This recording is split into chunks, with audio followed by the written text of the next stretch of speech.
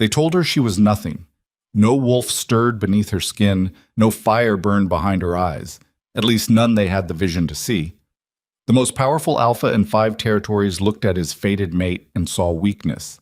So he did what cowards dressed in power always do. He broke her in front of everyone and called it justice.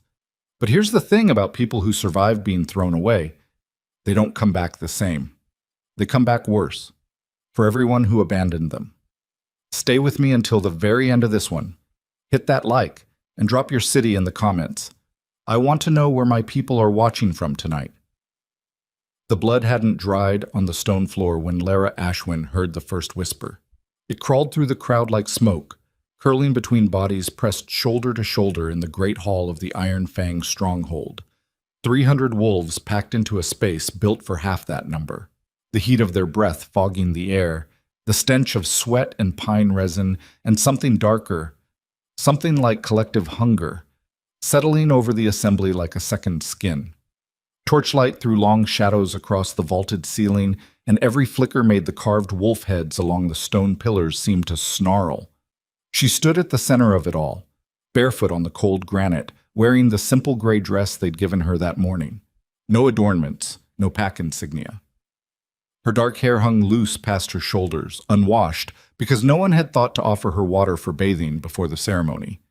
Her hands were steady at her sides, but that steadiness cost her something, a slow, grinding effort in her chest, like holding a door shut against a storm. "Look at her!" someone hissed from the second row. "She can't even shift!" Lyra didn't turn toward the voice. She'd learned that lesson years ago. Turning toward the cruelty only gave it a target. Instead, she kept her eyes forward, fixed on the raised platform where Alpha Darius Blackthorn stood with his arms crossed over his broad chest, his jaw set like something carved from the same stone as this hall. He was watching her too, but not the way a mate watches. Not the way the bond was supposed to pull 2 people together like gravity, like something inevitable and warm. He watched her the way a general watches a liability, calculating how much damage she'd cause if he let her stay. Darius, his second, a thick-necked wolf named Kale, leaned close to his ear. "The elders are waiting. You need to say something." "I know what I need to do." "Then do it. Every minute you stand here looking at her, you look weak, and we can't afford weak right now." Darius's jaw tightened. He could feel it, the bond. That thin, electric thread connecting his ribs to hers across 20 feet of crowded air. It pulled at him constantly, had been pulling since the first time he'd caught her scent 6 months ago during the border patrol. Wild flowers and rain-soaked earth, and something underneath that he couldn't name, something that made the wolf inside him pace and whine like a caged animal. But the wolf inside him was wrong. Had to be wrong. Because Lyra Ashwin couldn't shift, couldn't fight, couldn't hunt. In a pack that measured worth by the sharpness of your teeth, she had none to show. He stepped to the edge of the platform. The hall went quiet. Not the comfortable quiet of a room settling into attention, but the sharp, breathless quiet of 300 predators sensing blood. 6 months ago, Darius said, and his voice carried without effort, the deep rumble of an alpha accustomed to being obeyed. "The moon bond marked Lyra Ashwin as my fated mate." Lyra's fingers curled slightly against her thighs. She could feel every pair of eyes in the room shifting between her and Darius, measuring, comparing, finding her lacking. "I honored that bond. I brought her into Iron Fang territory. I gave her a place in my house." He paused, and the pause was worse than any words he could have chosen, because it let the crowd fill the silence with their own conclusions. But a bond is not a guarantee. A bond does not override the needs of the pack. "Here it comes," someone muttered behind Lyra. "Aluna must be the Alpha's equal. She must carry the strength of the pack in her blood. She must be someone our enemies fear and our allies respect." Darius looked directly at Lyra, and she saw it then. The cold calculation in his amber eyes, the way he'd already made this decision days ago, maybe weeks ago, and everything since had been theater. Lyra Ashwin is not that person. The crowd erupted. Not in shock, in relief. As if they'd been holding their breath for months, waiting for permission to say what they'd all been thinking, and now the alpha had given it to them. About time. Should have done this weeks ago. Can't have a Luna who can't even bare her teeth. Lyra stood in the center of the noise like a stone in a river. The current crashed around her, but she didn't move. Her throat burned, her eyes burned, but she would not cry. Not here, not in front of people who would mistake her tears for proof that they were right about her. Darius.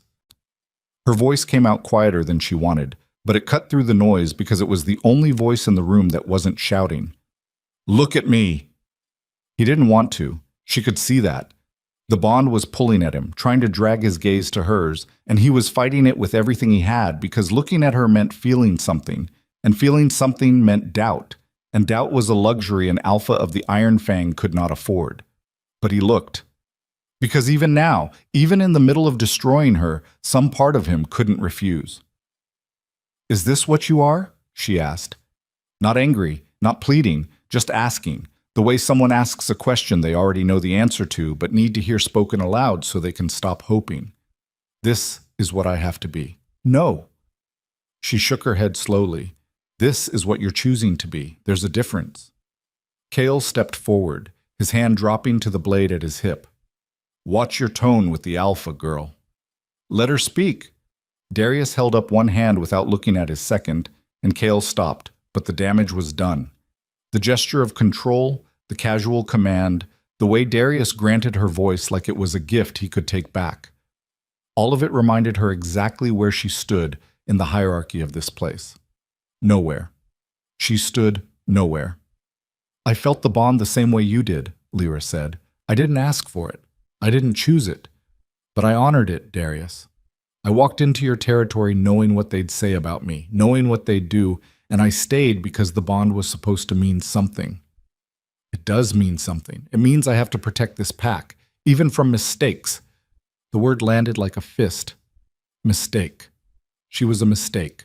The moon bond itself, the thing their entire culture built its mating traditions around, was a mistake when it chose her. The crowd loved it. She could feel their satisfaction radiating through the hall like heat from a furnace. 300 wolves finally validated in their contempt. The formal rejection will take place at moonrise, Darius continued, lifting his chin, addressing the crowd now instead of her, because it was easier to perform strength for an audience than to face the person you were destroying. The Moon Assembly will witness it, the bond will be severed, and Lyra Ashwin will leave Iron Fang territory before dawn. Where exactly am I supposed to go? Lyra asked.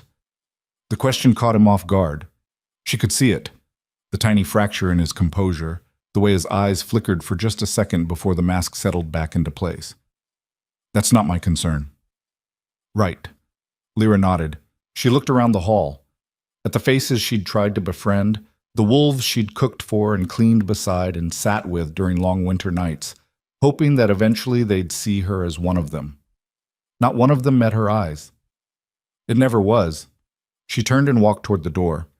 The crowd parted for her, not out of respect but out of revulsion, the way you'd step back from something diseased. She kept her spine straight and her chin level and her hands still at her sides, and she walked through 300 wolves who wanted her gone, and she did not break.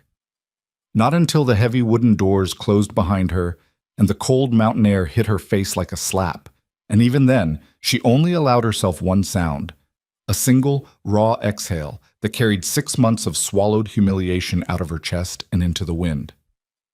The courtyard was empty. Everyone who mattered was inside, celebrating her removal. The stone walls of the stronghold rose around her like the walls of a grave, and beyond them, the jagged peaks of the Blackthorn Mountains cut against a sky bruised purple with twilight. She had nowhere to go. Her birth pack, the Ashwin remnants, had disbanded years ago after a territorial dispute with a larger clan. No allies, no resources, no wolf to guide her through territory that would kill an unshifted female before she could reach the nearest settlement. Rough night. Lyra spun. A woman leaned against the courtyard wall, older, lean, and scarred, with iron-gray hair pulled back in a rough braid and a face that looked like it had been carved by decades of bad decisions and worse weather. She wore the faded leathers of a border scout, and there was a long hunting knife strapped to her thigh. "Who are you?" "Name's Marin. I patrol the eastern border." She pushed off the wall and walked toward Lyra with the easy, rolling gait of someone who'd spent more of her life outdoors than in. And I've been where you're standing. Different pack, different alpha, same story. Girl shows up without the right kind of teeth, and suddenly she's the problem. I don't need sympathy. Good, because I'm not offering any. Marin stopped a few feet away and studied Lyra's face with sharp, assessing eyes. I'm offering information. There's a difference. Lyra wiped her face with the back of her hand, an angry, impatient gesture, erasing the last traces of what she refused to call tears. What kind of information? The kind that keeps you alive past sunrise. Marin glanced back at the closed doors of the great hall. When Darius says you leave before dawn, he means it. And the territory between here and the nearest neutral ground is 70 miles of ridge country patrolled by wolves who will see an unescorted, unbonded female as either prey or sport. Then I'll go fast. You'll go dead, is what you'll go. Marin crossed her arms. Unless you take the Northern Pass. The Northern Pass leads to the Dragon Highlands. Yes, it does. Lyra stared at her. Nobody comes back from the Dragon Highlands. Nobody from our kind has ever gone there with nothing left to lose either. Marin shrugged, but the gesture was too deliberate, too practiced to be casual. I'm not saying it's safe. I'm saying it's the only direction where no wolf will follow you, and right now that's the only advantage you've got. The wind picked up, carrying the distant sound of howling from inside the hall. The celebration was starting early. Lyra's jaw tightened and something in her chest shifted. Not the bond, not the ache of rejection, but something harder, something with edges. The first cold seed of a resolution that had nothing to do with hope and everything to do with refusal. The refusal to die on their terms. How do I find the pass? Marin reached into the pouch at her belt and pulled out a folded piece of leather. A map, hand-drawn, the lines faded but legible. Follow the river north until you hit the Twin Falls. The pass is behind the Western Cascade. You'll know it because the air changes, gets thinner, smells like sulfur and old stone. She held the map out. After that, I can't help you. Nobody can. Lyra took the map. Their fingers touched briefly, and she felt the roughness of Marin's calluses, the strength in her grip, and understood something without either of them saying it, that this woman had made a choice tonight that could cost her everything if Darius found out. Why are you doing this? Marin was quiet for a long moment. Then she said, because 20 years ago someone did it for me, and I promised that when the time came I'd pass it forward. She stepped back. Go now. While they're still patting themselves on the back in there, you've got maybe 4 hours before they send a patrol to make sure you're off the territory. Lyra folded the map carefully and tucked it into the waistband of her dress. She looked at the mountains one last time, at the peaks she'd tried to call home, at the walls that had never wanted her inside them. Thank you, Marin. Don't thank me. Survive. That's the only thanks that means anything. Inside the great hall, the celebration continued. Wolves drank and sang and congratulated their alpha on making the hard call, the necessary call, and Darius sat on his carved throne at the center of the platform and accepted their praise with the grim satisfaction of a man who believed he'd just saved his kingdom from weakness. But the throne felt wrong tonight. The wood pressed against his back at odd angles, and the air in the hall was too hot, too thick with the smell of bodies and ale, and somewhere under his ribs the bond was still pulling, fainter now, like a string stretched to its limit, vibrating with a frequency that made his teeth ache. Another drink, Alpha? A young wolf named Kira appeared at his elbow with a pitcher. She was all sharp angles and eager eyes, one of the pack's rising hunters, and the way she tilted the pitcher toward him carried an invitation that had nothing to do with ale. Leave it. She set the pitcher down and retreated, but not before letting her hand brush his shoulder, a touch that was technically innocent and practically anything but. Kale dropped into the chair beside the throne. It's done. The Moon Assembly ratified the rejection. Bond severance at moonrise, like you said. He took a long drink from his own cup. You made the right call, Darius. I know. She would have been a target. Every rival pack from here to the coast would have used her against us. An alpha mated to a wolf who can't shift? Might as well paint a target on the stronghold walls. I said, I know, Kale. Then stop looking like someone just died. Kale leaned forward, his voice dropping low enough that only Darius could hear. The Silvercrest delegation arrives in 2 weeks. Alpha Voss is bringing his sister, unmated, pure bloodline, strong enough to shift into a war form that took down a rogue bear last winter. That's the kind of Luna the Iron Fang needs. Darius said nothing. He was watching the doors at the far end of the hall. The doors Lyra had walked through, the doors that were still closed, as if some part of him expected her to push them open and walk back in and force him to look at what he'd done. She wouldn't. He knew that. She had too much pride to beg, which was the one thing about her he'd never been able to reconcile with the rest of his judgment. How could someone so weak carry herself with so much dignity? How could someone who couldn't shift refuse to flinch when 300 wolves howled for her removal? It didn't matter. Pride without power was just stubbornness wearing a better mask. "Send the patrols out at midnight," he said. "Make sure she's off the territory."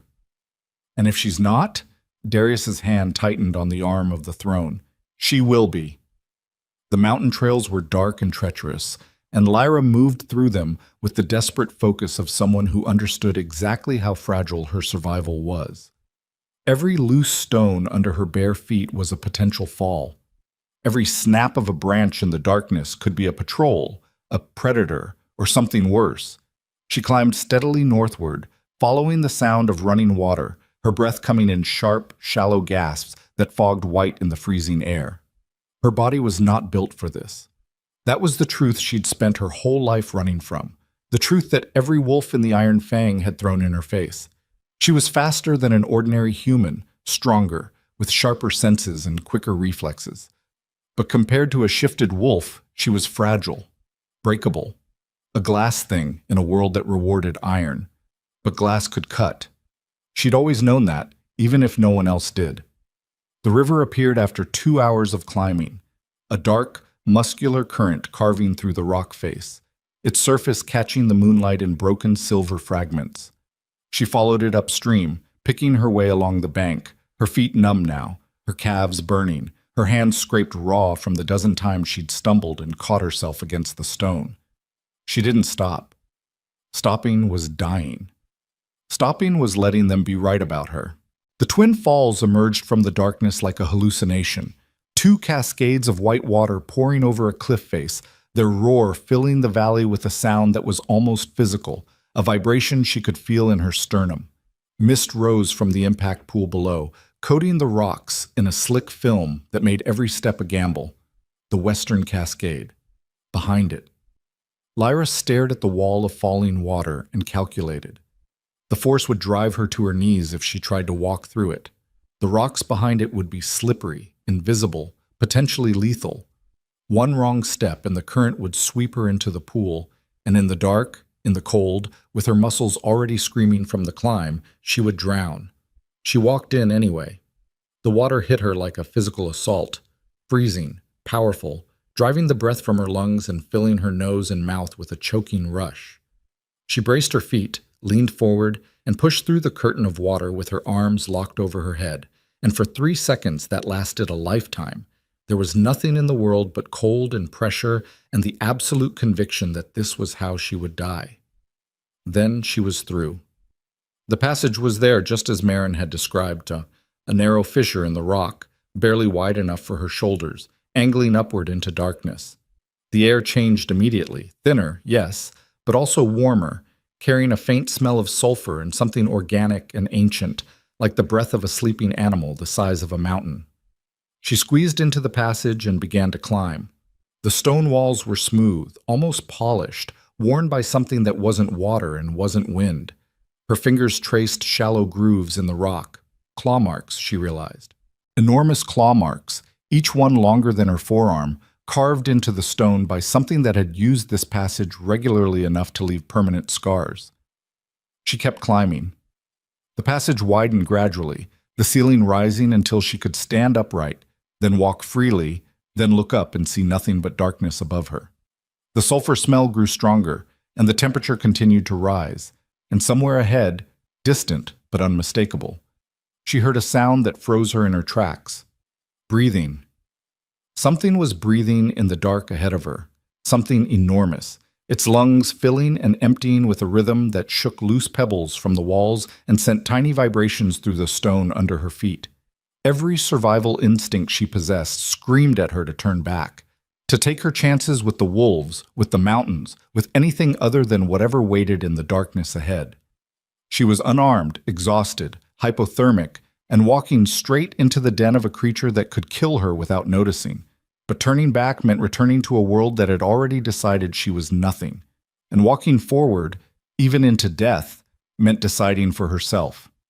She walked forward.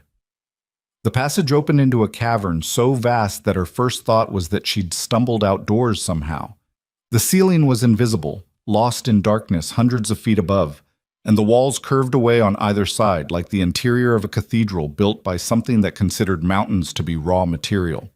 Veins of crystal ran through the rock, catching the faint phosphorescent glow of lichen that clung to the lower walls, casting the entire space in a dim, blue-green light that made everything look submerged. And in the center of the cavern, coiled like a living fortress, was a dragon. Lyra had never seen one. No wolf alive had. The dragons were legends, stories told to pups to keep them out of the highlands, cautionary tales about the creatures that had once ruled the sky and now supposedly slumbered in the deep places of the world, forgotten by everyone who preferred the comfort of believing they were extinct. This one was not extinct. This one was looking at her. Its head alone was larger than the great hall of the Iron Fang stronghold.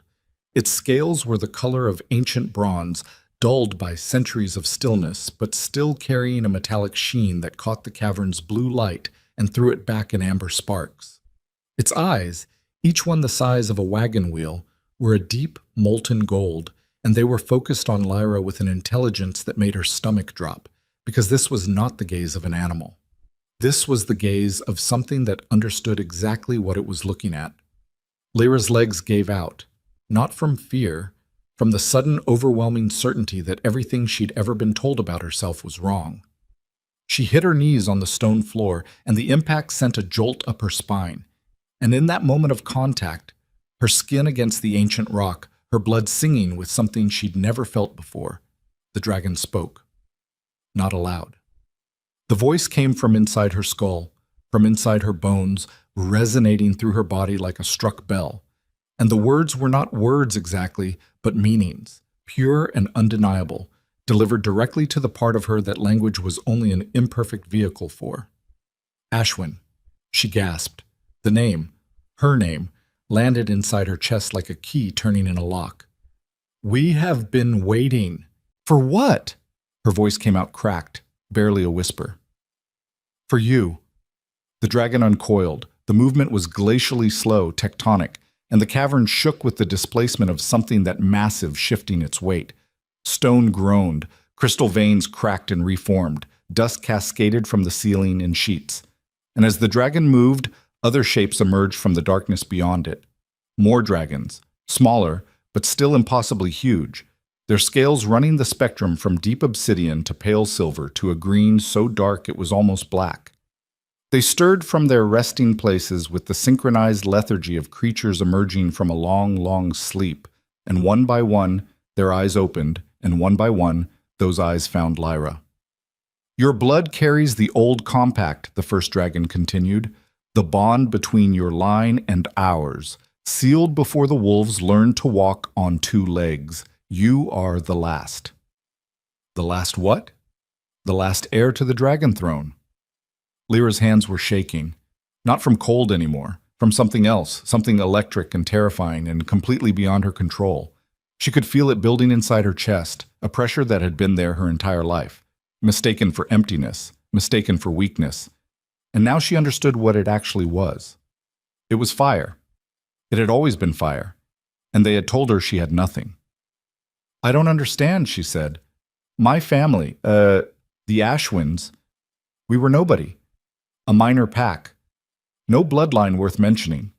A second voice entered her mind, different from the first, cooler, sharper, like steel dragged across stone. A dragon with silver scales had moved closer, its massive head lowering until Lyra could see her own reflection in its eye. Your family hid what they were. They had to. The wolves would have destroyed them if they knew. Knew what? That the Ashwin line was never wolf. Your ancestors were dragon riders. Bonded to us before the world divided into territories and packs, and the small wars your wolves fight over scraps of land. Lyra stared at the silver dragon, and the pressure in her chest expanded, and for the first time in her life, the absence she'd always carried, the hollow place where a wolf should have been, didn't feel like a wound. It felt like a door, one that had been locked from the inside, waiting for the right key. "Why now?" she asked. "Why did you wait until this?" The compact required that the heir come willingly, not in triumph, not in strength, in truth. The bronze dragon's voice resonated through the cavern like a drumbeat. The truth of who you are could only surface when every false identity was stripped away, when you had nothing left but yourself. So I had to be broken first. No, you had to discover that you were never breakable. The words hit her like a physical force. She felt something crack inside her chest. Not bone, not muscle, but something deeper.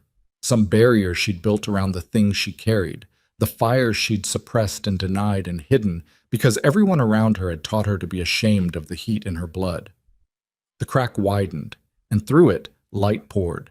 Not visible light, but a warmth that flooded her body from the inside out, racing through her veins, igniting nerve endings she didn't know she had, filling the hollow place where a wolf had never lived with something older, something fiercer, something that had been waiting in the dark for 23 years. Lyra threw her head back, and the sound that came from her throat was not a howl. It was something else entirely, a raw, guttural cry that resonated with the crystal veins in the walls and the ancient stone under her knees, and the breathing of 17 dragons who had slept for centuries, waiting for this exact moment. The cavern blazed with light. Every crystal vein ignited at once, flooding the space with a blue-white radiance that turned the darkness into day. And in that light, Lyra saw her own skin changing, not shifting the way wolves shifted, not the violent restructuring of bone and muscle, but something more fundamental. Patterns appeared along her forearms, her throat, her collarbone, intricate, flowing lines that glowed with the same bronze light as the great dragon's scales. They weren't tattoos, they were markings. The marks of the compact, written into her DNA, surfacing now because there was finally nothing in the way. Rise, Ashwin. Lyra stood. Her legs were steady now, her hands were steady. The cold was gone, the exhaustion was gone, and in their place was a clarity so absolute it was almost violent, as if someone had wiped the fog from every window in her mind simultaneously.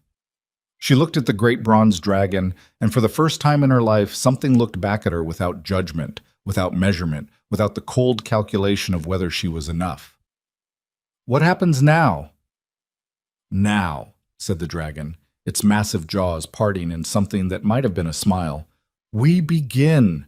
Far below, in the Iron Fang stronghold, the moon assembly reached its climax. Darius stood at the ceremonial stone under the open sky, the full moon hanging directly overhead like a searchlight, and spoke the words of severance while 300 wolves watched, and the bond in his chest vibrated like a wire about to snap.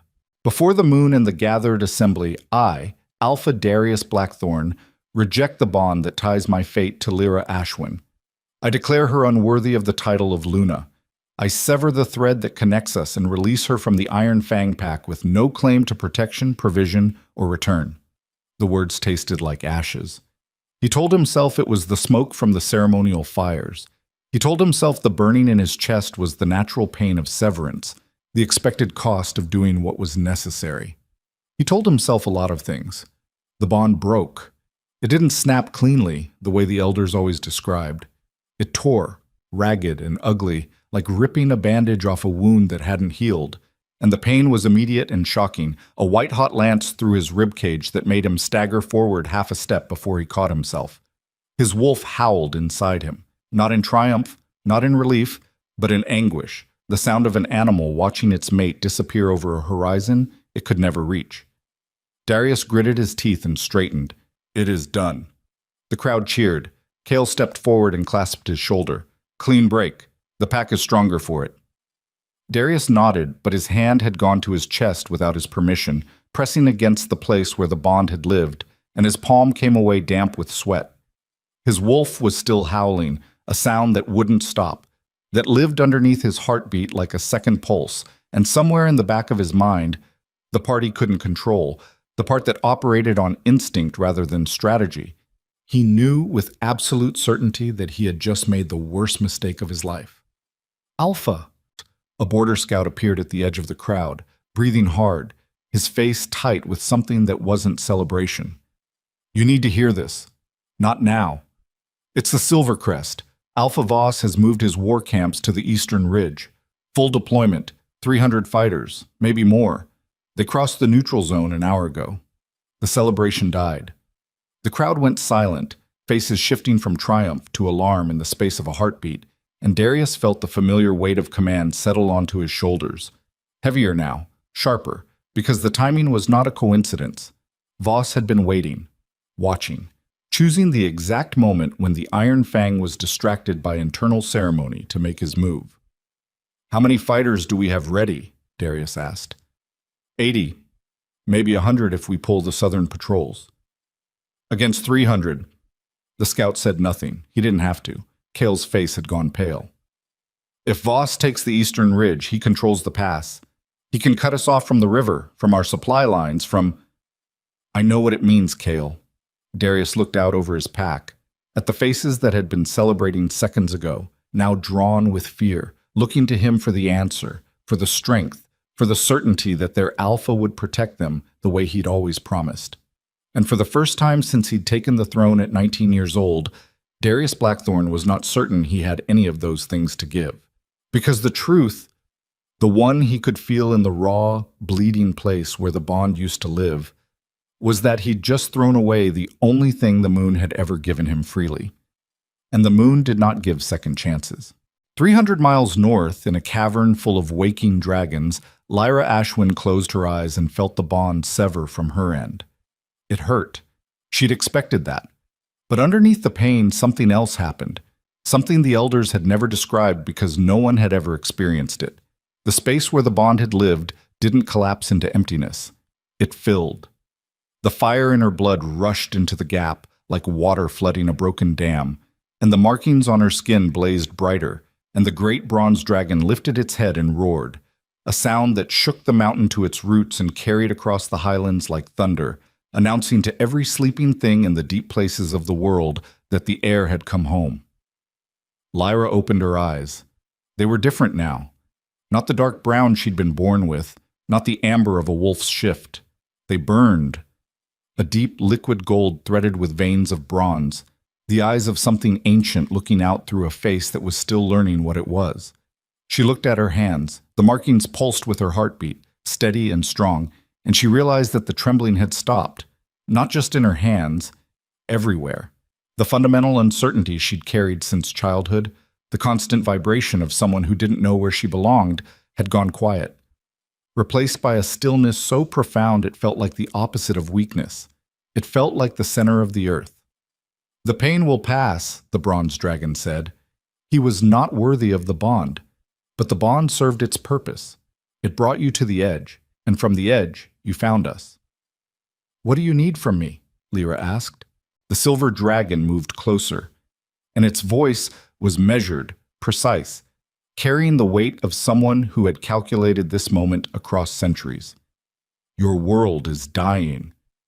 The wolves fight among themselves, burning their lands and slaughtering their own. They have forgotten that they are not the only power in this world. They have forgotten us. And you want me to remind them. We want you to lead. The dragon throne has been empty for 300 years. It was always meant for an Ashwin. It was always meant for you. Lyra looked around the cavern, at the 17 dragons watching her with their ancient golden eyes, at the crystal veins pulsing with light, at the marks on her own skin that proved she was something no wolf had ever imagined. And she felt the weight of it settling onto her, not crushing but centering, like armor that had been forged specifically for her shape. She thought of Darius, of the way he'd looked at her in the Great Hall. Not with hatred, not really, but with the desperate certainty of a man who believed that strength was the only currency that mattered and who couldn't afford to invest in anything else. She thought of the wolves who'd mocked her, the ones who'd called her broken, the ones who'd celebrated when she was cast out. She didn't hate them. That surprised her. The fire in her blood burned hot enough to melt stone, but it wasn't fueled by hatred. It was fueled by something older, something that felt like truth. The truth that she had always been more than what they saw. The truth that their judgment had never been a measure of her worth, only a measure of their blindness. "I'll need training," she said. "You will have it. And time, as much as you need. And when I'm ready, when the dragon throne is restored and the compact is renewed, I'm going back." The bronze dragon studied her for a long, silent moment. Its golden eyes reflected her own face back at her, a face still streaked with river water and cave dust, and the residue of a life she was leaving behind, but underneath all of it, unmistakable now, the face of a queen. "When you go back," the dragon said, "nothing will be the same." Lyra smiled. It was not a kind smile. It was the smile of someone who had been told she was nothing and had walked through fire to discover she was everything, and who intended to make sure that every single creature who had ever doubted her lived long enough to watch. "That," she said quietly, "is the point." The dragon roared again. The mountain shook.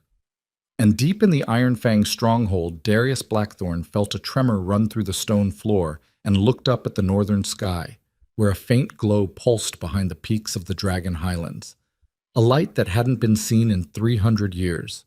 A light that every wolf legend said meant only one thing. Something in the Highlands had woken up, and it was angry. Cale grabbed his arm. "What the hell is that?" Darius stared at the light. The place in his chest where the bond had been was throbbing now, not with pain but with something worse, with the sudden, sickening certainty that the girl he'd just thrown away was connected to whatever was burning behind those mountains. "Darius, the Silvercrest army is moving. We need to respond, now." But Darius couldn't move. He was frozen, staring at the northern sky, watching the light intensify, feeling his wolf press against his ribcage with a howl that sounded less like mourning now and more like a warning. "What have I done?" The light flared once more, brilliant, blinding, turning the night sky to copper for 3 heartbeats. And then it was gone, swallowed by the mountains, leaving only darkness and the distant rumble of something moving in the deep places of the world. And 700 miles of wolf territory between the Iron Fang stronghold and the Dragon Highlands held its breath, because the old stories were waking up, and the old stories had teeth. The light behind the mountains died, but the tremor didn't. It lived in the stone under Darius's boots, a low vibration that pulsed like a second heartbeat, and every wolf in the courtyard felt it in their teeth, in their joints, in the primal architecture of their instincts that recognized something older than territory lines and pack hierarchy. Cale was still gripping his arm. "Darius, the Silvercrest. 300 fighters on our eastern ridge. I need you here." Darius tore his eyes from the northern sky. The glow was gone, swallowed by the peaks, but the after-image burned behind his eyelids, copper and bronze, colors that didn't belong to any wolf fire he'd ever seen. His chest ached where the bond had been, a raw and ragged emptiness that felt less like absence now and more like amputation. "How long before Voss reaches the pass?" 6 hours, maybe less if he pushes through the night. "Pull every fighter from the southern and western patrols, strip the training yards. Anyone who can hold a weapon, I want them on the eastern wall by dawn." That leaves our other borders completely exposed. "I know what it leaves, Cale. The Ashmore Pack has scouts on our southern border. If they see us then they see it, one war at a time." Cale released his arm and stepped back, reading the look on Darius's face. The look of a man who'd just realized he was holding fewer cards than he'd thought and was deciding which ones to play first. "I'll get it done." He turned and disappeared into the crowd, barking orders that cut through the lingering noise of a celebration that had curdled into fear. Darius stood alone on the ceremonial stone. The moon hung directly overhead, fat and white and indifferent, and the air smelled like smoke and pine and the fading traces of a bond he'd just destroyed. His wolf paced inside his skull, restless, agitated, pressing against the walls of his control with a desperation that bordered on mutiny. "She's gone," he told the animal. "It's done." But the wolf didn't believe him.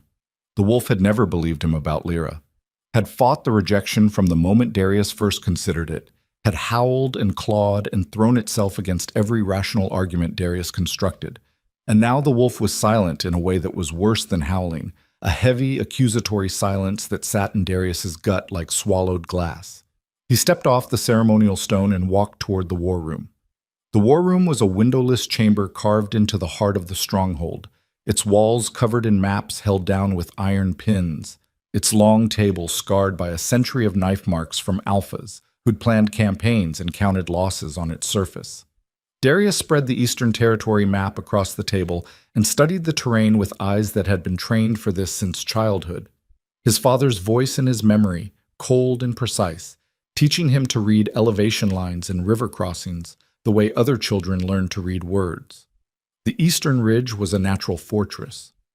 Whoever held it controlled the only viable pass through the Blackthorn Mountains for 50 miles in either direction.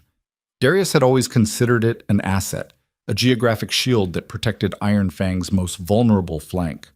But Voss had turned it into a weapon. By seizing the ridge, he'd taken Darius's shield and was holding it to his throat. "Smart bastard," Darius muttered. "He's been planning this for months." Darius looked up. Marin stood in the doorway, her arms crossed, her face unreadable in the torchlight. She'd changed out of her border patrol leathers into fighting gear. Hardened leather breastplate, bracers on her forearms, the long hunting knife now joined by a short sword at her other hip. "What makes you say months?" "Because I've been watching his scouts. 3-4 teams at a time, running the ridgeline after dark, mapping every goat trail and water source. They've been at it since before the spring thaw." She stepped into the room and tapped the map with one calloused finger, tracing a line along the eastern ridge. "He knows this ground better than we do now. That's not something you accomplish in a week." Darius stared at the map. "And you didn't report this." "I reported it to Kale, twice, once in person and once by dispatch rider." Marin's voice was level, but her eyes were sharp and hard. "He told me the Silvercrest wouldn't dare move against us. He told me Alpha Voss was too cautious, too political. He told me to focus on the northern border and stop seeing threats where there were none." The silence that followed was the kind that could bruise. Darius looked at Marin, and Marin looked back, and between them sat the unspoken reality that his most trusted second had dismissed intelligence that could have prevented this entire crisis. "Where is Kale now?" "Rallying the fighters like you told him to. When he's done, send him to me." "You going to ask him about it?" "I'm going to ask him a lot of things." Marin nodded and turned to leave, then stopped. She stood with her back to him for a moment, her hand on the doorframe, and Darius could see the tension in her shoulders, the posture of someone weighing a decision that had already been made. "Something else?" "The girl. Lyra." Darius's jaw tightened. "What about her?" "She made it out, off territory, into the highlands." "Good. That's what I wanted." Marin turned back to face him. "Is it?" "Don't. I'm not doing anything, just asking a question." "The question's been answered. She's gone. The bond is severed. Whatever happens to her now is not your concern." "Yeah, you said that already." Marin studied him for a long, uncomfortable moment. "You know what your father used to say about the difference between a decision and a mistake." "My father said a lot of things." "He said a decision is something you make when you have all the information. A mistake is a decision you make when you've convinced yourself you don't need any more." She let that land, watching it hit, watching the way Darius's hands pressed flat against the map table like he was trying to hold something down. "I'll send Kale when he's ready." She left. Darius stood alone in the war room with his maps and his 100-fighter army and the growing certainty that the ground beneath his feet was less stable than it had been 12 hours ago. On the eastern ridge, Alpha Voss of the Silvercrest Pack stood at the edge of the tree line and watched the Iron Fang stronghold through the pale pre-dawn light.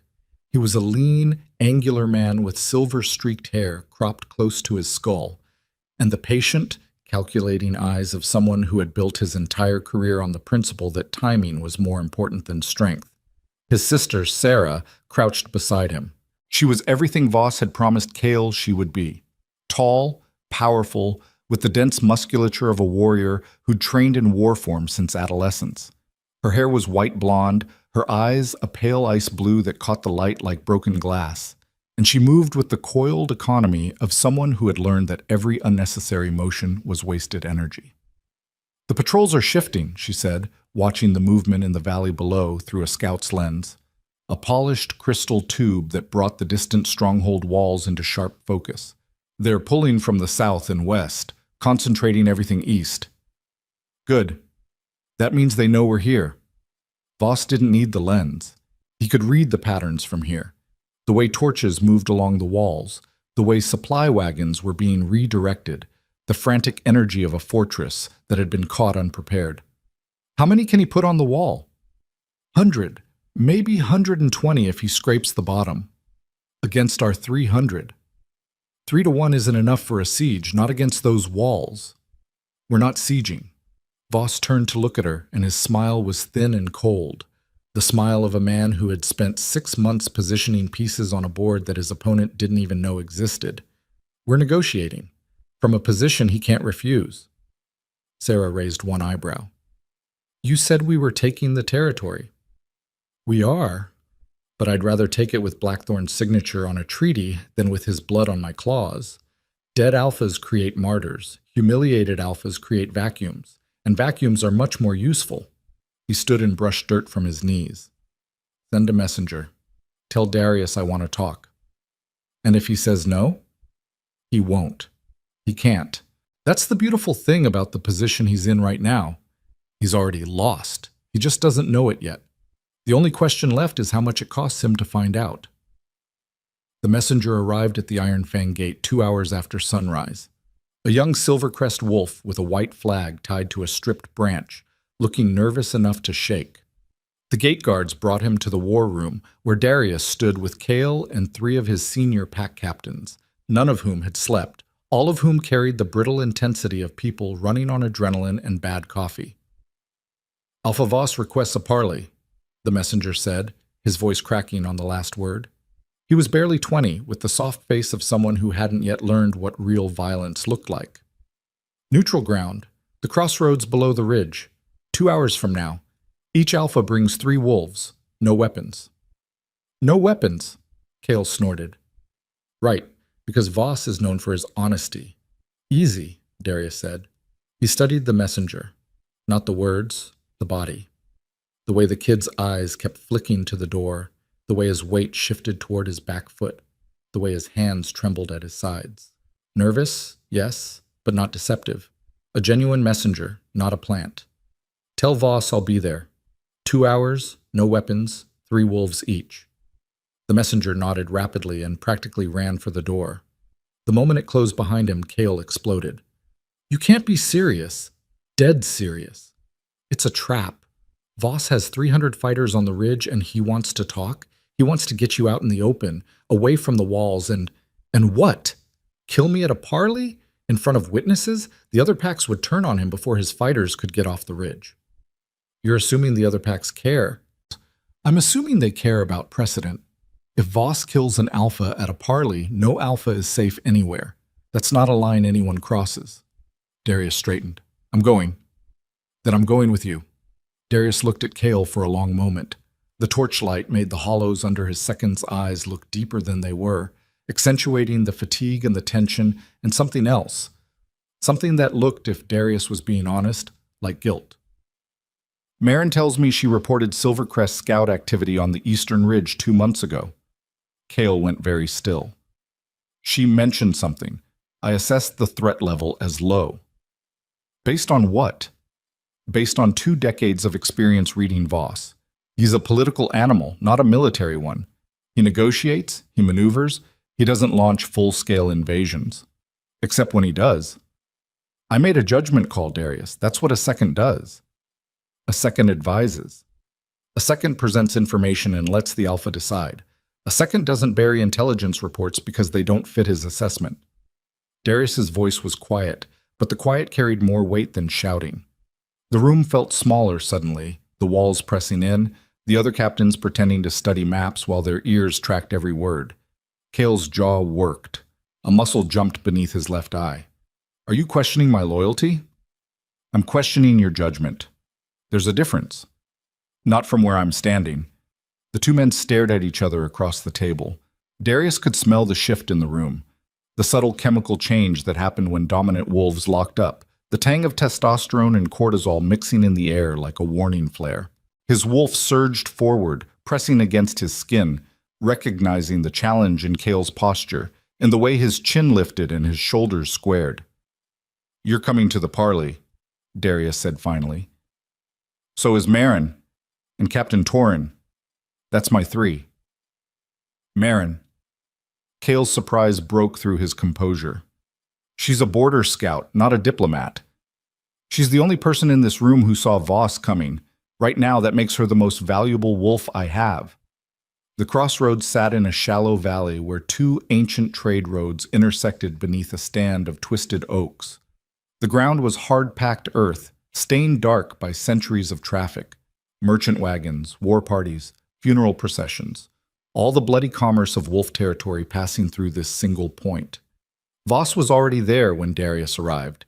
He stood at the center of the crossroads with his three wolves, Sarah and two hulking fighters whose names Darius didn't know, but whose postures he could read like a book.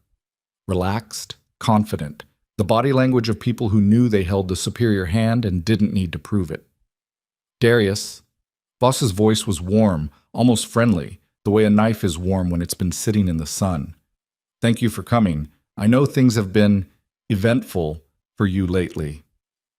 "Cut the pleasantries, Voss. You've got 300 fighters on my ridge. Talk." Voss tilted his head, that thin smile flickering across his face. "Direct. I've always liked that about you. Your father was the same way. No patience for the dance, straight to the blade." He clasped his hands behind his back and began to walk a slow circle around the edge of the crossroads, his boots crunching on dry earth. "I'll be equally direct. The Iron Fang pack is in decline. You're stretched too thin, your borders are porous, your alliances are fraying, and as of last night, you don't have a Luna. That last part is particularly significant. My mating status is none of your concern. It's every pack's concern. An alpha without a Luna is an alpha without an heir. An alpha without an heir is a territory waiting to be redistributed." Voss stopped walking and faced Darius. "I'm offering you a solution. Your solution involves 300 fighters on my ridge. My solution involves a strategic marriage. Sarah Silvercrest, bonded to Darius Blackthorn, uniting the two strongest packs in the Eastern Territories. Joint rule, shared resources, a bloodline strong enough to make every rival think twice." Voss gestured toward his sister.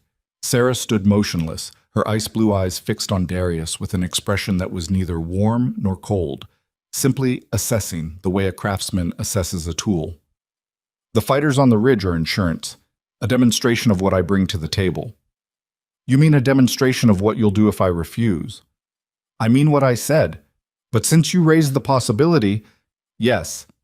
If you refuse, the fighters stay on the ridge, and from that position they control your eastern pass, your supply lines, and your access to the river.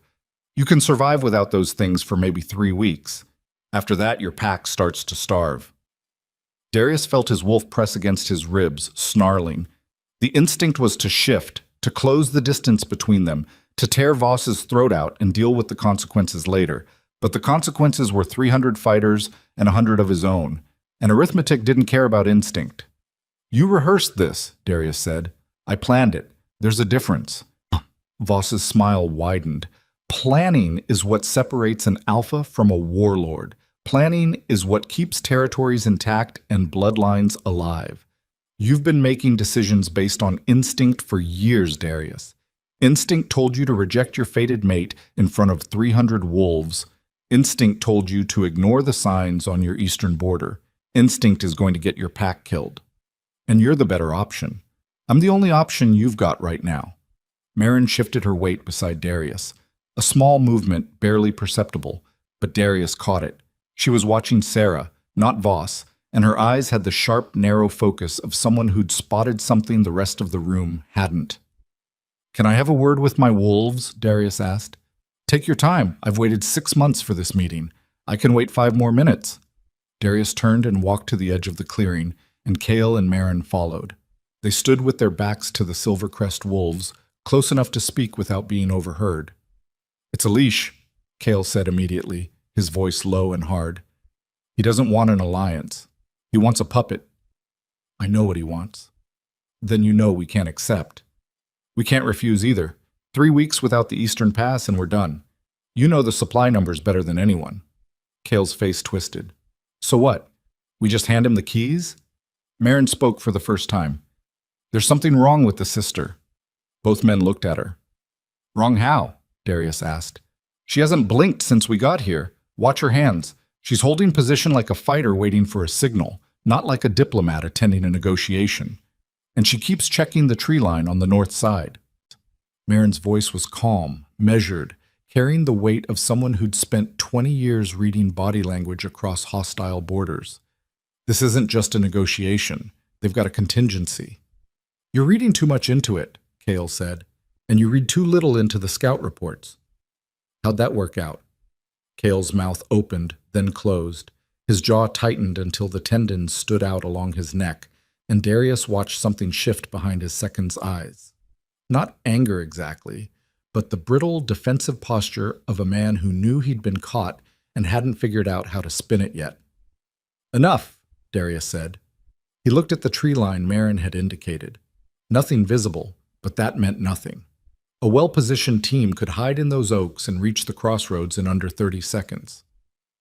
"Marin, if this goes sideways, can you get us to the road?" "If it goes sideways, the road won't matter." "But yes." Darius nodded. He walked back to the center of the crossroads, where Voss waited with his hands still clasped behind his back and his smile still in place. That patient, knowing smile that made Darius want to put his fist through it. "I need time," Darius said.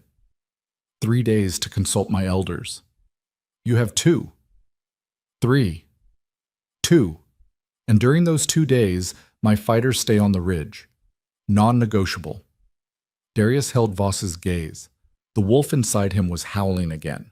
Not the anguished howl of the bond severance, but a low, warning growl that vibrated through his chest cavity and pressed against the inside of his teeth. Every instinct screamed that Voss was lying, that the marriage offer was a surface play covering something deeper, something uglier, something that would end with the Iron Fang pack absorbed into Silvercrest territory and Darius Blackthorne either dead or decorative. But instinct had gotten him here. Instinct had told him to reject Lyra. Instinct had told him that strength was all that mattered, that the bond was a liability, that a mate who couldn't shift was a mate who couldn't fight, and therefore a mate who had no value.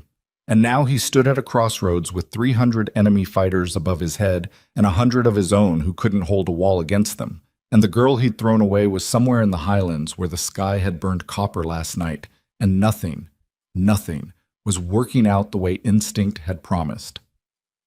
2 days, he said. Fine. Voss extended his hand. Darius took it. The grip was dry and firm and precisely calibrated, strong enough to convey dominance, measured enough to maintain the fiction of partnership, the kind of handshake that left fingerprints on the knife it was hiding. Smart man, Voss said. Your father would be proud. My father would have killed you by now. Your father would have tried. Voss released his hand and stepped back. 2 days, Darius. Don't make me wait. The walk back to the stronghold was silent. Cale moved ahead, his stride stiff and angry, his shoulders high and tight around his ears. Marin fell into step beside Darius, matching his pace without effort, and said nothing until they were through the gates and the heavy oak doors had closed behind them. He's going to attack, she said. I know. Not in 2 days. Tonight. Tomorrow at the latest. The parley was a delay tactic. He wanted to see our defenses, count our fighters, confirm what his scouts already told him. I know, Marin. So what do we do? Darius stopped walking. He stood in the courtyard where, 12 hours ago, he'd stood on the ceremonial stone and severed the bond with his fated mate. The stone was still there. The scorch marks from the ceremonial fires were still there. The wind carried the faint, fading scent of wildflowers and rain-soaked earth, Lyra's scent clinging to the stones like a ghost that refused to leave. He breathed it in. He couldn't help it. The wolf inside him latched onto that scent like a drowning man grabbing rope, and for one unguarded second, Darius felt the full weight of what he'd done. Not politically, not strategically, but personally.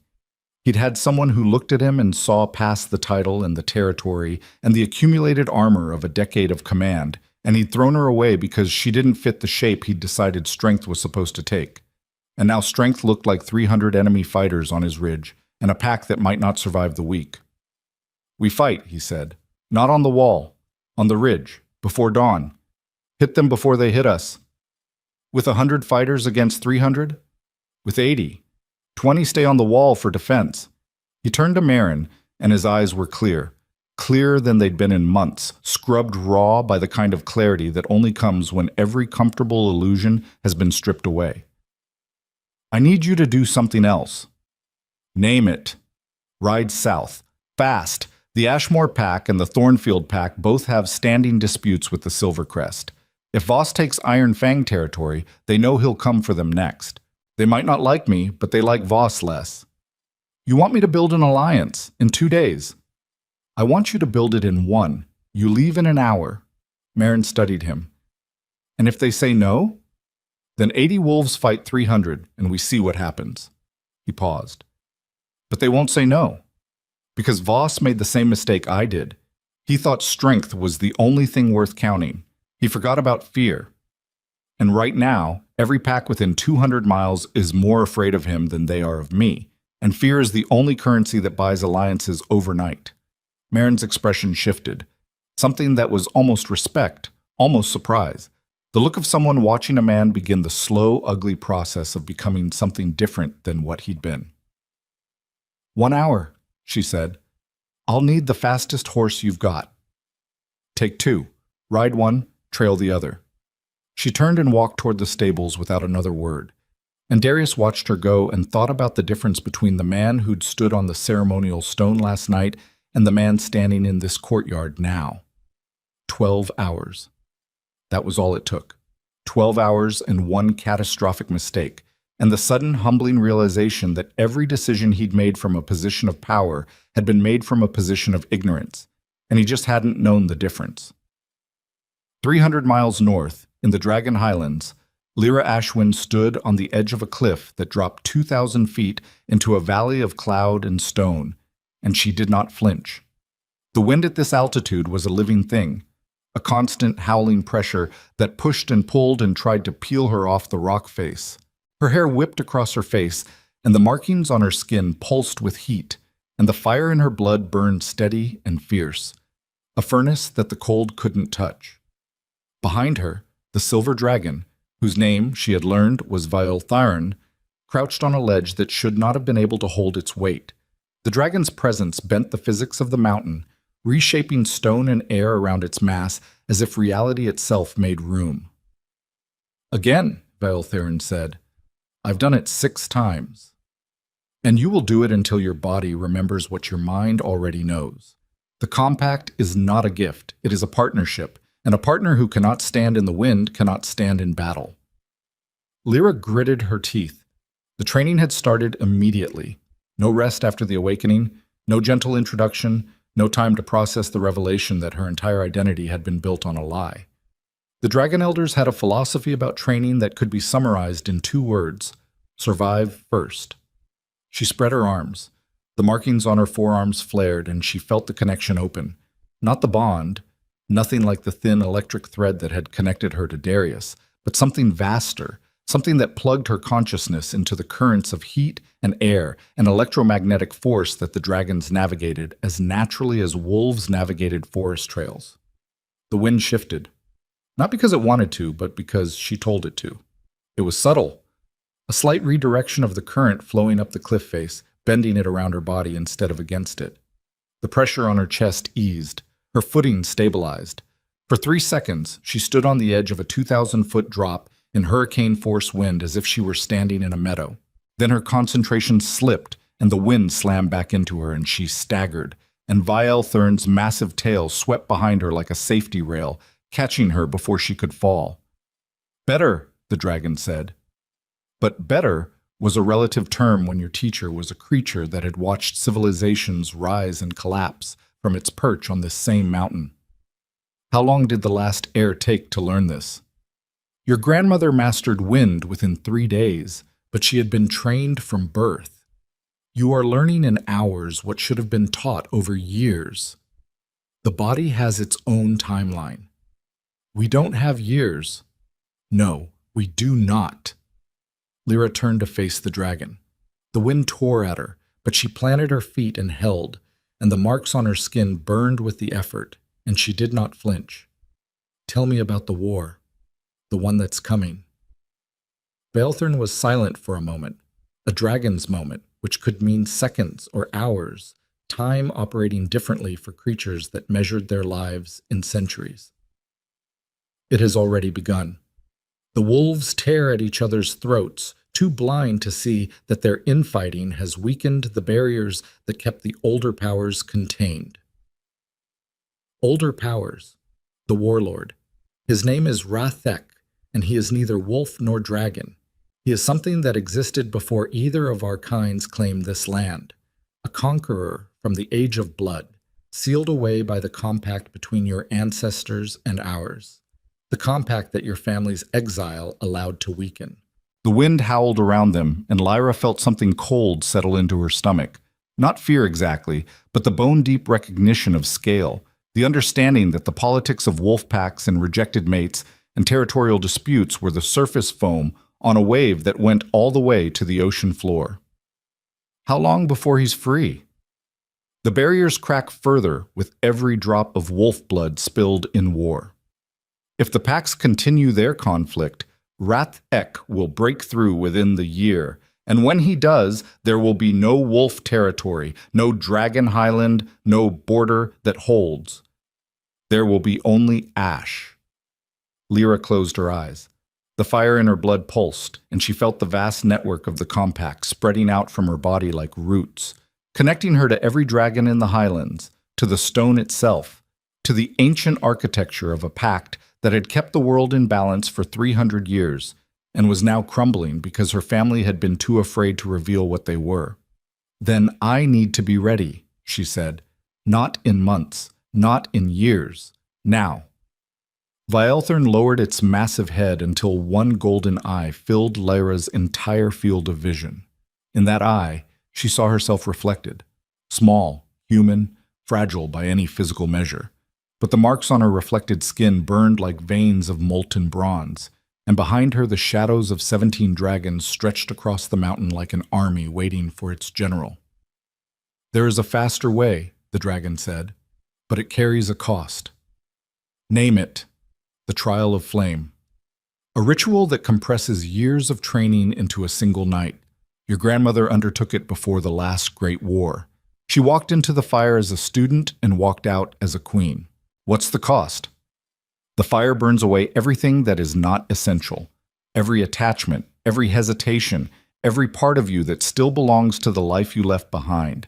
If there is anything you are not ready to lose, the trial will take it from you anyway, and what remains will be something new.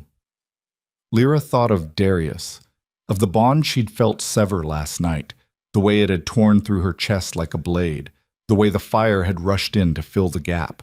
She thought of the Iron Fang stronghold, of the wolves who'd mocked her, of Marin's rough kindness and the map that had saved her life.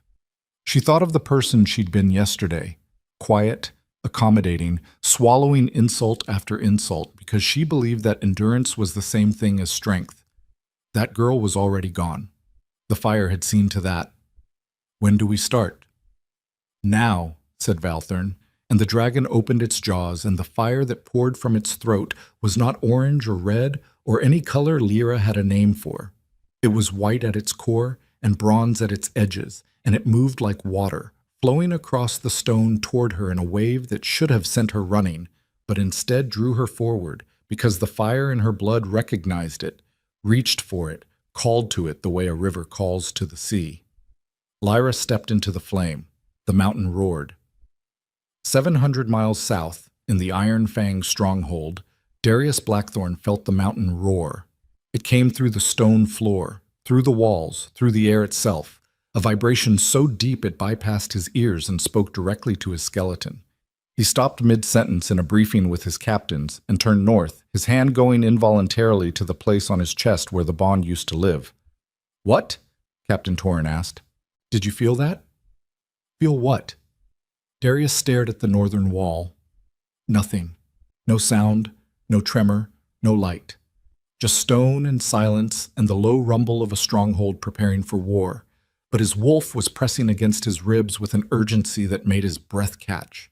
And the empty place where the Bond had been was not empty anymore. Not full, either, but warm. Warm in a way it shouldn't have been, warm in a way that had nothing to do with proximity or connection and everything to do with something vast and ancient shifting in its sleep. "Nothing," he said. "Keep going." But his hand stayed on his chest, and his wolf stayed pressed against his ribs.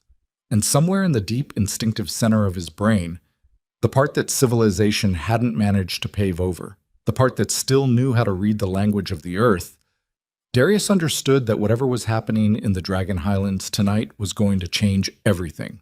Not tomorrow, not in a year, now. And he was not ready. At the edge of the Blackthorn territory, riding south at a gallop that tore the night air apart, Merrin leaned over her horse's neck and pushed harder. Behind her, the second horse matched stride for stride, trained and tireless, both animals running as if they understood that what they carried was not just a rider, but a last chance. She had 12 hours. 12 hours to reach the Ashmore border, convince an alpha who despised the Iron Fang to ride to war alongside them, and get back before Voss's 300 fighters swept off the eastern ridge and turned everything Darius had built into rubble. 12 hours. One rider. A message that boiled down to 4 words that no alpha wanted to hear. "We can't do this alone." Merrin rode. The mountains fell away behind her. The Dragon Highlands glowed faintly on the northern horizon. A shimmer of bronze light that pulsed like a heartbeat, visible to anyone who knew where to look. She knew where to look. And she rode faster. In the cavern, the fire consumed Lyra Ashwin whole. It poured through her skin and filled her bones and burned along every nerve ending in her body, and she screamed, not from pain because the fire didn't hurt, but from the sheer overwhelming force of centuries of accumulated power flooding into a vessel that had never been allowed to hold it. The markings on her skin blazed white-hot, spreading from her arms to her shoulders to her back, tracing patterns that matched the ancient carvings on the cavern walls. The map of the compact, the blueprint of the bond between dragon and rider, written in fire on living skin. She saw things in the flame. Her grandmother, standing on this same cliff, wearing the same marks, commanding the sky. Her mother, hiding the truth, burying the bloodline under layers of wolf pack politics and ordinary life. Her father, who had died without ever telling her what she was, who had taken the secret to his grave and left her defenseless in a world that measured worth by the wrong kind of teeth. She saw Darius, not as the alpha who had rejected her, but as something smaller, a man trapped inside a role that was too rigid to accommodate doubt, too brittle to survive the weight of its own contradictions. She saw the fear underneath his arrogance, the loneliness underneath his authority, the desperate need to be enough that drove every decision he made, including the one that had destroyed them both. She didn't forgive him. Forgiveness was not what the fire demanded. The fire demanded truth, and the truth was that Darius Blackthorne had shown her exactly who he was, and she had chosen to believe him, and that belief had brought her here, to this mountain, this fire, this transformation that would never have happened if he'd had the courage to see her clearly. The fire didn't demand forgiveness. The fire demanded she stop looking backward. Lyra stopped looking backward, and when the flame receded, pulling back from her skin like a tide, leaving the marks glowing softly in its wake, she stood in the center of the cavern, and she was different. Not just the marks, not just the fire in her blood, but the architecture of her body and mind had been rebuilt from the foundation up. She could feel the dragons, all 17 of them, the way a general feels an army, each one a distinct presence in her awareness, connected to her through the compact, awaiting her direction. She lifted her hands and watched the marks pulse, Her eyes burned gold. The cavern air tasted like copper and ozone, and the silence after the fire was the deepest silence she had ever heard. Bielthern lowered its head. "My queen," the dragon said, "what would you have us do?" Lyra looked south. She couldn't see through 700 miles of mountain and forest and wolf territory, but she could feel it. The fractures, the failing borders, the pressure building along fault lines that no one had bothered to reinforce because they were too busy fighting each other to notice the cracks.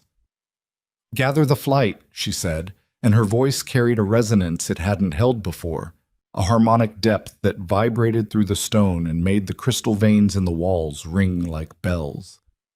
"All 17, full wing formation. We're not waiting for the war to come to us." She paused, and the fire in her eyes reflected off the ancient bronze scales of the dragon before her, and the mountain held its breath, and the world tilted on an axis that no one but Lyra could feel. "We're going to end it before it starts." Marin never made it to the Ashmore border.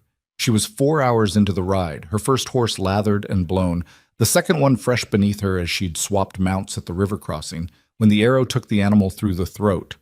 1 second she was leaning forward over the horse's neck, calculating distance and time, and the words she'd used to convince Alpha Ashmore that his survival depended on an alliance he'd spent a decade refusing.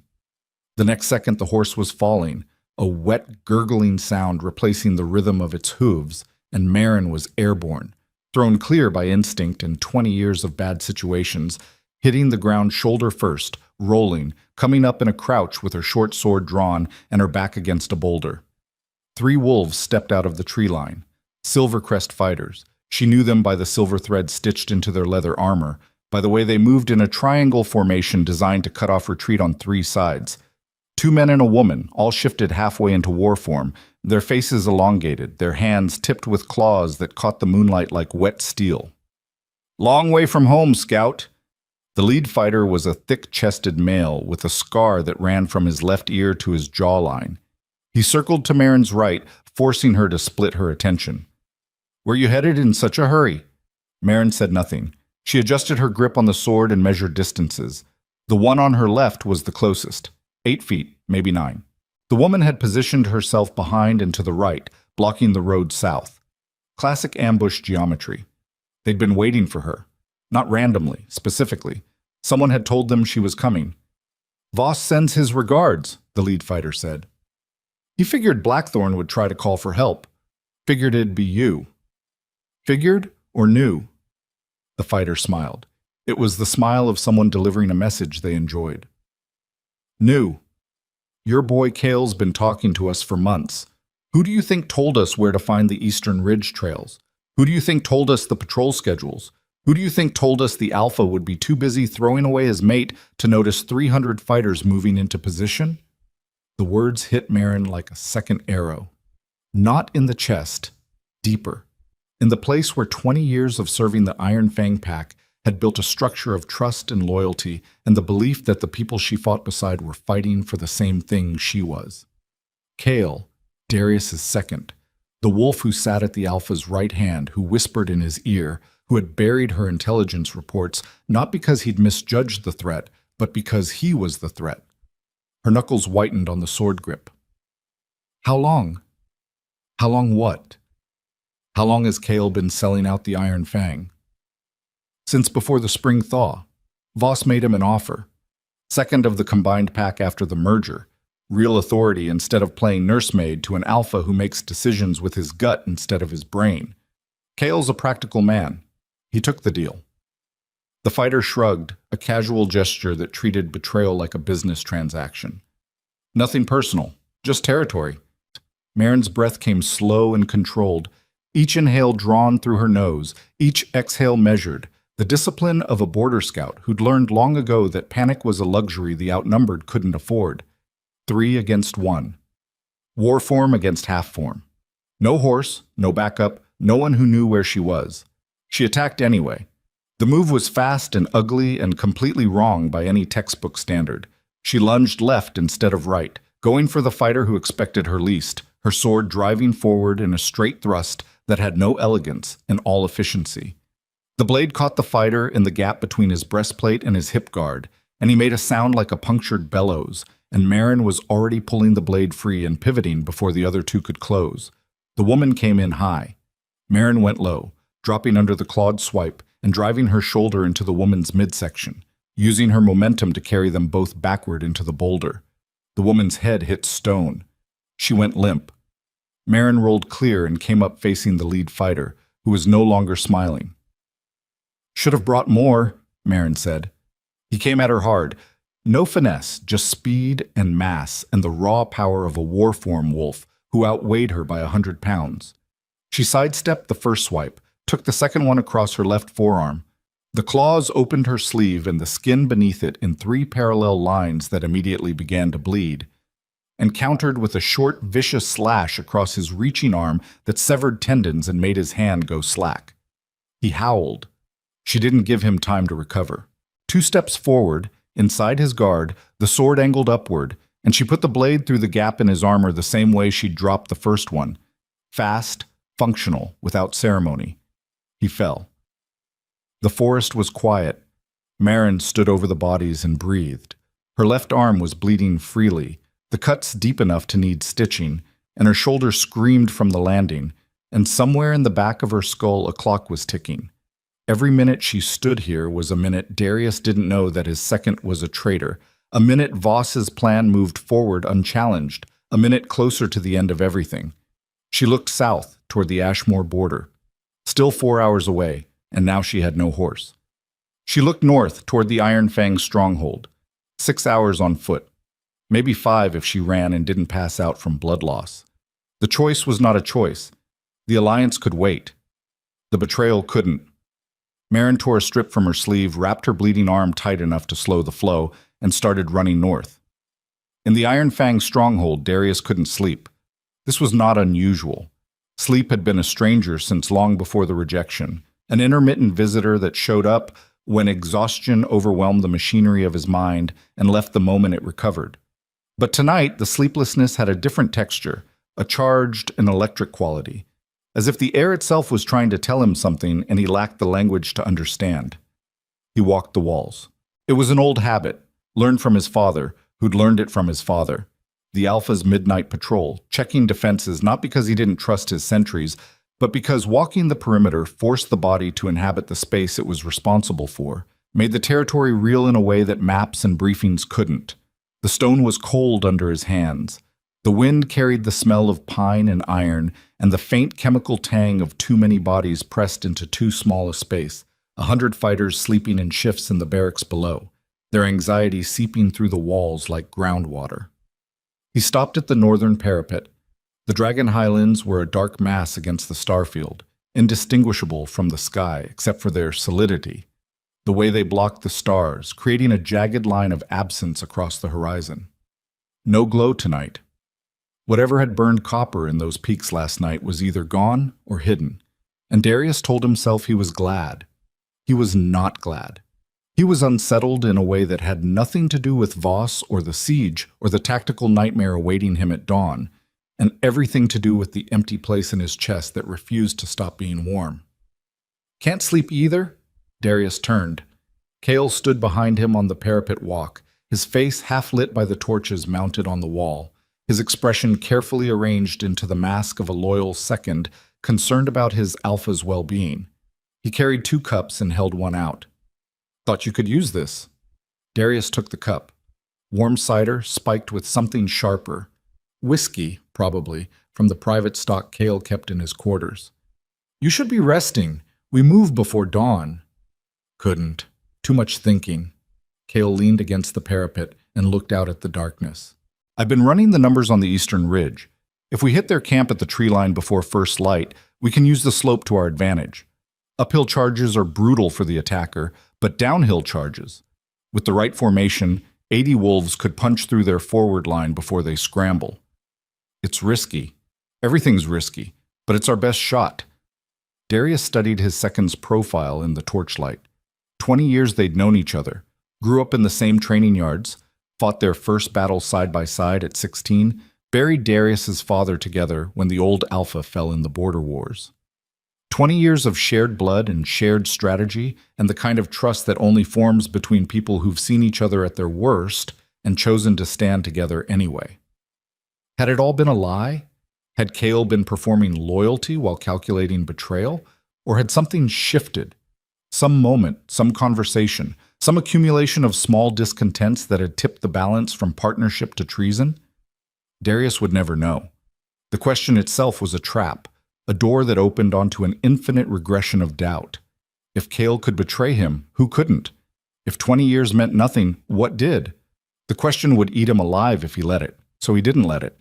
He filed it away in the same compartment where he kept the sound Lyra had made when she'd asked, "Is this what you are?" And the answer he'd given that he would carry like a scar for the rest of his life. Cale. Yeah. If something happens to me tomorrow, if the charge fails and I go down, you take the pack south. Don't try to hold the stronghold. Take everyone who can travel and make for the Thornfield border. They'll take refugees if you come in peace. Nothing's going to happen to you. If it does... Cale turned to look at him, and Darius searched his face for the betrayal. For some flicker, some tell, some crack in the performance that would confirm what he didn't yet know. But Cale's face showed nothing except the focused concern of a second planning for contingencies, and Darius felt a flash of something that was either admiration or disgust, because a man who could wear loyalty that convincingly while carrying treason in his chest was either a masterpiece of self-control or a monster. "I'll get them out," Cale said. "You have my word." Darius nodded. He drank the cider. It burned going down, and he wondered briefly if the burn was whiskey or something else, and then dismissed the thought because if Cale wanted him dead, there were easier ways than poison and less traceable methods than a shared drink on the walls. They stood together in silence, watching the darkness, and neither of them said what they were actually thinking, and the space between what was said and what was meant was wide enough to bury an empire in. 3 hours before dawn, Darius gathered his 80 fighters in the stronghold courtyard. They were a ragged assembly. Career soldiers mixed with young volunteers, seasoned captains alongside farm wolves who'd never held a blade in anger. Their armor was mismatched, their weapons varied, and the fear in the courtyard was thick enough to taste, a metallic sharpness that coated the back of every throat. Darius stood on the steps above them and did not give a speech. He'd watched his father give speeches before battle, grand words about honor and territory and the sacred duty of the wolf to defend its pack, stirring phrases designed to turn fear into fury and doubt into devotion. And he'd watched those same wolves die on the fields afterward, their noble fury lasting exactly as long as it took for the first blade to find flesh. Instead, he said this: "The Silvercrest has 300 fighters on our ridge. We have 80. I'm not going to stand here and tell you those odds don't matter because they do. What I'm going to tell you is that Voss thinks he's already won. He thinks we're too scared, too weak, and too broken to fight. He is wrong about the last one." He paused. "Some of you won't come back. That's the truth, and I owe you the truth because I haven't always given it. We move in 20 minutes. Anyone who wants to walk away, walk now. No judgment, no consequences." Nobody walked. He didn't thank them. Gratitude before a battle was a debt that assumed survival, and Darius was done making assumptions. They moved out through the eastern gate in single file, 80 wolves filtering into the pre-dawn darkness like water seeping into cracks. Darius led the column with Captain Torin at his side, Cale commanding the rear guard. The plan was simple: climb the ridge from the northwest face, where the terrain was steepest and the Silvercrest patrols were thinnest, hit the camp at the tree line in a wedge formation, and drive downhill toward the pass before Voss could organize a response. Simple plans were the only kind that survived contact with the enemy. Darius had learned that from his father, too. The climb took 2 hours. They moved without torches, navigating by moonlight and memory, placing each foot with the careful precision of wolves who understood that a single dislodged stone could echo across the valley and announce their position. The air grew colder as they climbed, and the trees grew thinner, and the smell of the Silvercrest camp reached them before the firelight did. Roasted meat and wood smoke and the unmistakable musk of 300 wolves concentrated in a space designed for defense. Darius raised his fist. The column stopped. They were 200 yards from the tree line, crouched in a shallow ravine that ran along the northwest face of the ridge. Through the trees, he could see the fires of the Silvercrest camp, dozens of them, scattered across the ridgetop in a pattern that was deliberately casual but strategically sound, each fire positioned to provide light and warmth without creating a concentrated target. "Torin," he whispered, "take your 20, wide left. Hit their supply wagons first. If they can't eat, they can't siege." Torin nodded and disappeared into the darkness with his team. "Kale, you take the rear 20. Come in from the east after Torin's attack draws their attention. Squeeze them between your force and mine." "Understood." Kale's voice was steady. Too steady. The kind of calm that came from knowing exactly what was about to happen because you'd helped plan it from the other side. But Darius didn't know that yet. "The rest of you, with me. We go on Torin's signal. You'll hear the wagons burn. Wedge formation, downhill, don't stop for anything. If you get separated, fall back to the ravine. If the ravine falls, fall back to the stronghold. If the stronghold falls..." He stopped. "It won't fall." They waited. The darkness pressed in, heavy and textured, and Darius could hear the breathing of 40 wolves around him, the subtle creak of leather armor, the muted clink of weapons adjusted and readjusted by nervous hands. His own hands were still. His wolf was still. The ache in his chest where the bond had been was still. Everything was still, balanced on the knife edge of the moment before violence, and in that stillness, Darius allowed himself one thought that had nothing to do with strategy or survival. He thought of Lyra standing in the great hall, barefoot on the cold stone, asking him a question he hadn't had the courage to answer honestly. "Is this what you are?" And the answer he should have given, the answer that had been living in his chest since the first time he caught her scent and felt the bond pull him towards something he was too afraid to deserve, was no. "No, this is not what I am. This is what I've been told to be. And I don't know the difference anymore." The wagons burned. The fire went up fast. Too fast. Torin's team hit the supply line like a hammer, and the night exploded in a roar of flame and screaming and the confused, furious howling of 300 Silvercrest fighters scrambling from their bedrolls. The ridge lit up orange and red, shadows thrashing between the trees, and Darius surged forward with 40 wolves at his back, and the wedge formation driving downhill through the timber with a momentum that turned wolves into a single, unified weapon. They hit the first line of defenders like an avalanche. The Silvercrest fighters were disoriented, half-dressed, grabbing weapons in the wrong hands, and the Iron Fang wedge punched through them with a brutal efficiency that surprised even Darius.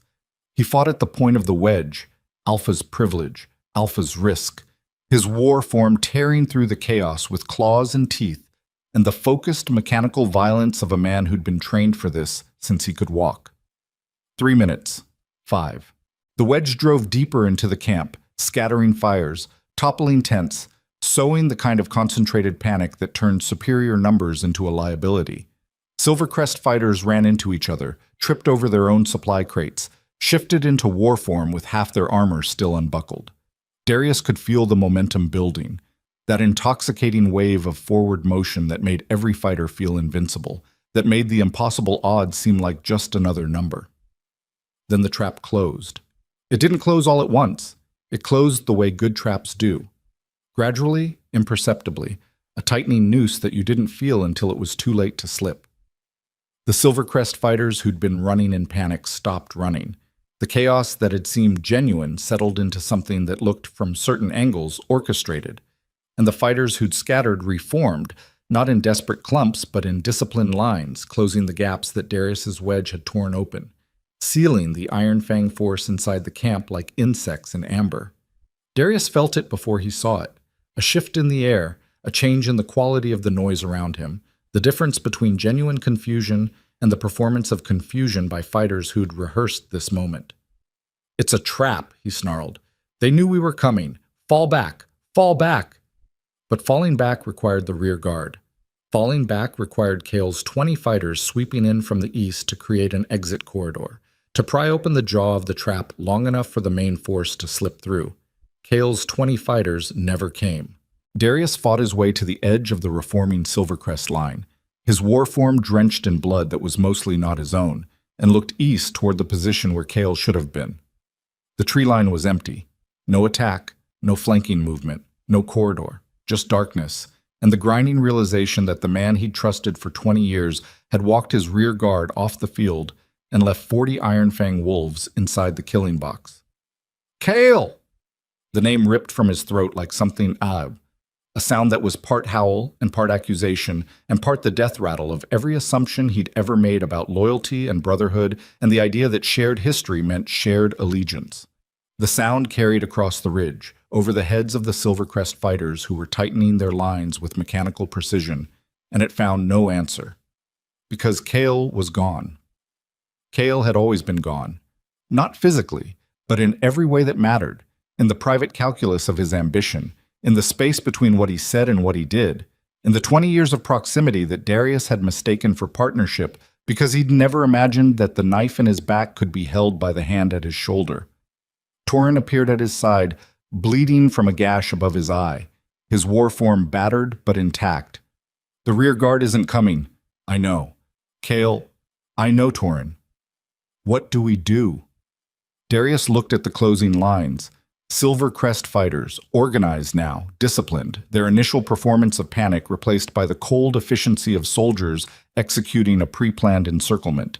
He counted quickly, the way his father had taught him, estimating force density from body spacing, 200 in the inner ring, another 100 forming an outer perimeter, his 40 against their 300, inside a trap that had been built specifically to swallow them. His wolf howled, not in anger, in something raw, something that lived beneath anger, in the basement of the soul, where the machinery of survival operated without consultation. The sound filled his skull, drowning out the tactical calculations, the strategic assessments, the 20 years of training that told him exactly how impossible this situation was. And underneath the howl, in the sudden ringing silence that followed, Darius heard something he hadn't heard in years. His own voice.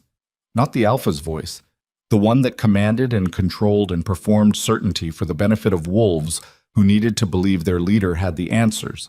His own voice, small, honest, stripped of everything except the truth. You did this. Not Kale, not Voss. You. You threw away the one person who saw you clearly because seeing you clearly meant seeing your fear, and you couldn't survive being known. You built your entire life around the idea that strength was armor, that power was protection, that if you were just hard enough and cold enough and certain enough, nothing could touch you. And now everything is touching you. And the armor was never armor. It was a cage, and you locked yourself inside it and called it leadership. Darius. Torin's hand gripped his arm. We need a plan. Now. Darius looked at his captain. Torin's face was a mess. Blood and dirt and the wild, wide-eyed stare of a wolf who understood the math and was asking his alpha to change the equation. Behind Torin, the surviving Iron Fang fighters had pulled into a tight defensive cluster, backs to each other, weapons out, breathing hard, waiting for the order that would either save them or end them. 40 wolves. His wolves. The ones who hadn't walked away when he'd given them the chance. The Silvercrest lines tightened. Somewhere beyond them, Voss was watching. And somewhere further still, Kale was walking away from the wreckage of 20 years with the easy stride of a man who'd made his peace with treason long before the treason was committed. We punch north, Darius said. Not south, north. Torin's face went blank. North? There's nothing north except the Dragon Highlands. That's suicide. Staying here is suicide. Going south is what they expect. That's where Kale's leading his 20. That's where Voss will set his pursuit line. North is the one direction nobody planned for because nobody is stupid enough to run toward the Highlands. Nobody is stupid enough because the Highlands kill everything that enters them. Everything wolf, not everything. Darius's hand went to his chest, to the warm place, the place that shouldn't have been warm, the place where the bond had lived and where something else had moved in, something connected to the copper light he'd seen in the mountains, to the tremor that had shaken the stone floor of the stronghold, to the girl he'd destroyed who had walked into those mountains and not died. He didn't understand what he was feeling. He didn't need to. Understanding was a luxury for people who had time, and he had approximately 90 seconds before the Silvercrest encirclement was complete. On my signal, he told Torin. Full shift. Every wolf. We go fast and we don't stop. If we make the tree line on the north face, they won't follow. Voss won't risk his fighters in the highlands. And what do we do when we get there? Darius looked north toward the dark mass of the Dragon Highlands, toward the mountains where Lyra Ashwin had gone to die and instead found something that made the sky burn.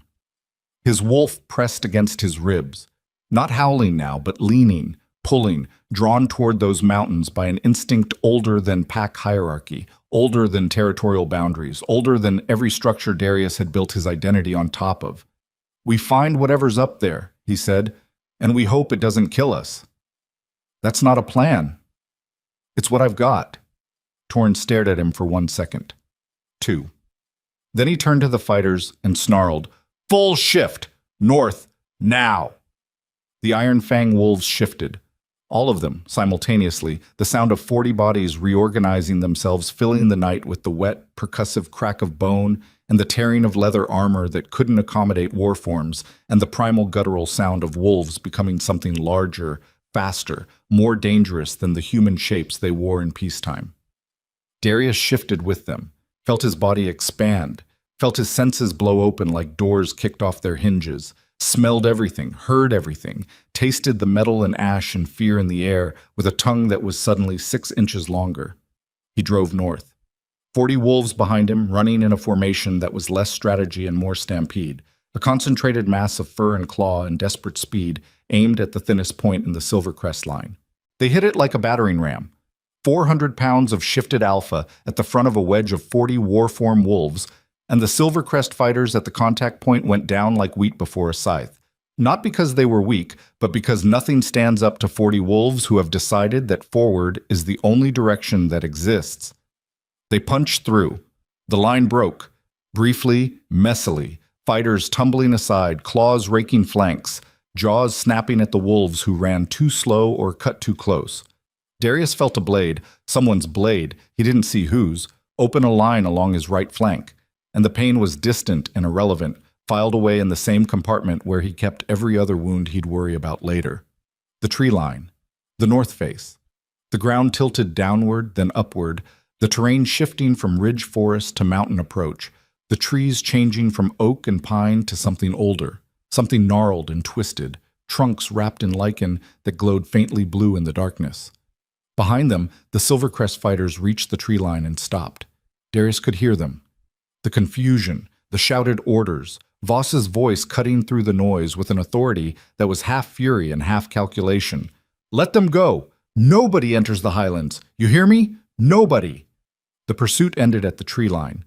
40 Iron Fang wolves ran into the Dragon Highlands, and 300 Silvercrest fighters watched them go, and the border between wolf territory and dragon territory swallowed them like a mouth closing. They ran for an hour, through terrain that fought them at every step, loose shale, hidden crevasses, streams that appeared from nowhere and disappeared into stone. The air thinned, the temperature dropped. The blue lichen on the trees grew thicker, brighter, casting the forest in an undersea glow that made shadows move in ways that shadows shouldn't.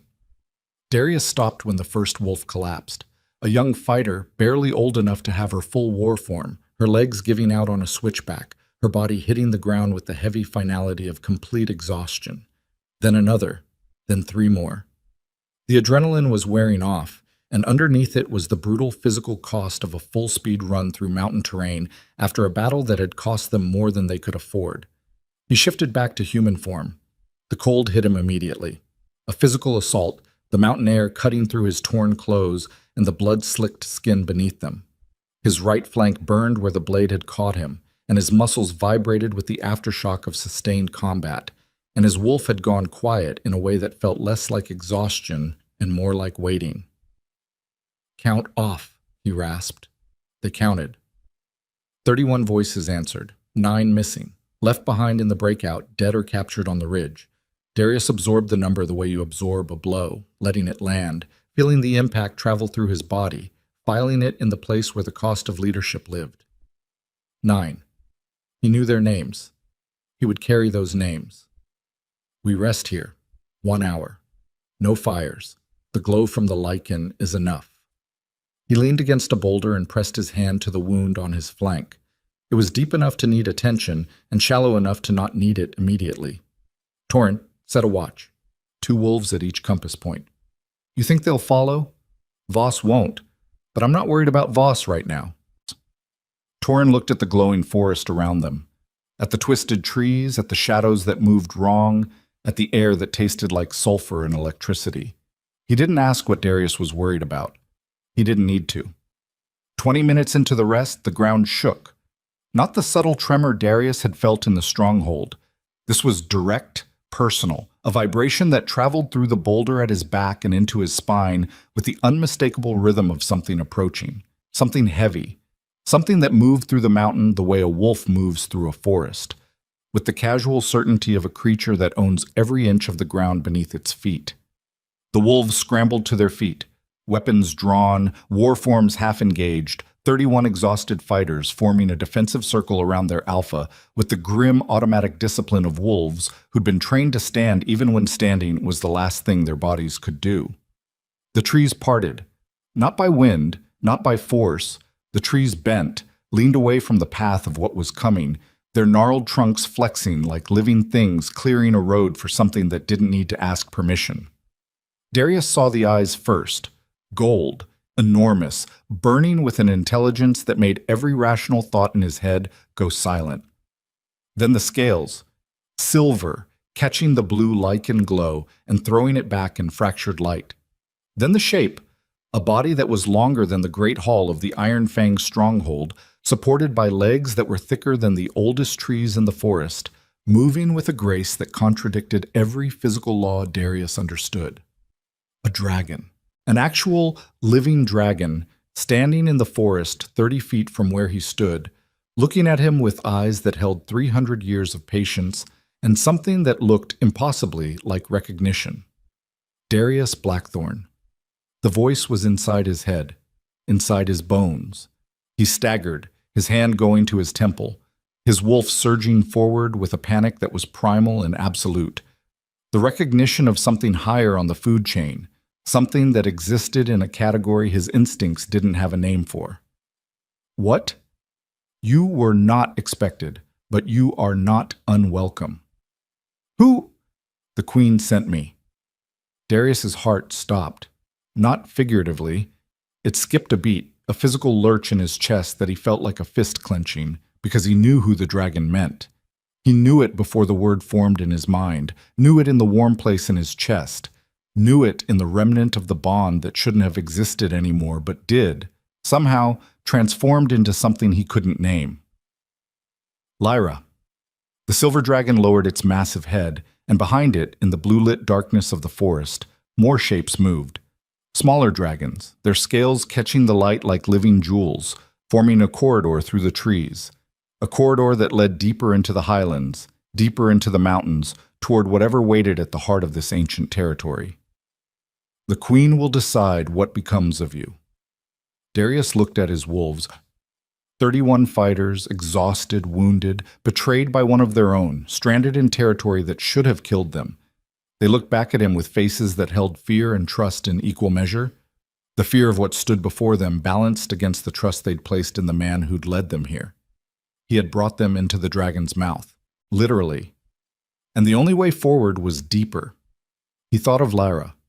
Not the Lyra he'd rejected, not the barefoot girl in the gray dress who'd stood on his cold floor and asked him who he was. The Lyra who'd walked into these mountains and survived. The Lyra who commanded dragons. The Lyra who'd sent this creature to find him, which meant she knew he was here, which meant she'd been watching, which meant she'd chosen not to let him die. Despite everything. Despite the rejection and the humiliation and the 300 wolves who'd cheered when she was cast out. She'd sent a dragon to save the man who'd destroyed her, or she'd sent a dragon to bring him to judgment. Either way, the choice was the same. Darius stepped forward. His wound bled. His muscles screamed. His wolf pressed against his ribs with a sound that was not a howl and not a whine, but something new. Something that sounded, for the first time in his life, like humility. Take us to her. The dragon turned. The corridor of light opened deeper into the highlands. And Darius Blackthorn, Alpha of the Iron Fang, ruler of nothing, betrayed by his brother, hunted by his enemy, walking wounded into the territory of the woman he'd thrown away, followed a dragon into the dark. Behind him, 31 wolves followed their alpha into the unknown. And above them all, hidden by cloud and distance and 300 years of silence, 17 dragons circled in the mountain air, their wings cutting the wind with a sound like distant thunder, watching, waiting, preparing for the moment when the Dragon Queen would step out of legend and into the war that would decide whether any of them, wolf or dragon, or the fragile, imperfect creatures trapped between both worlds, would survive. Lyra stood at the mouth of the cavern and watched them come. The marks on her skin pulsed with each heartbeat. The fire in her blood burned steady and controlled, a forge heat that she'd learned to bank and direct and wield with the precision of a blade.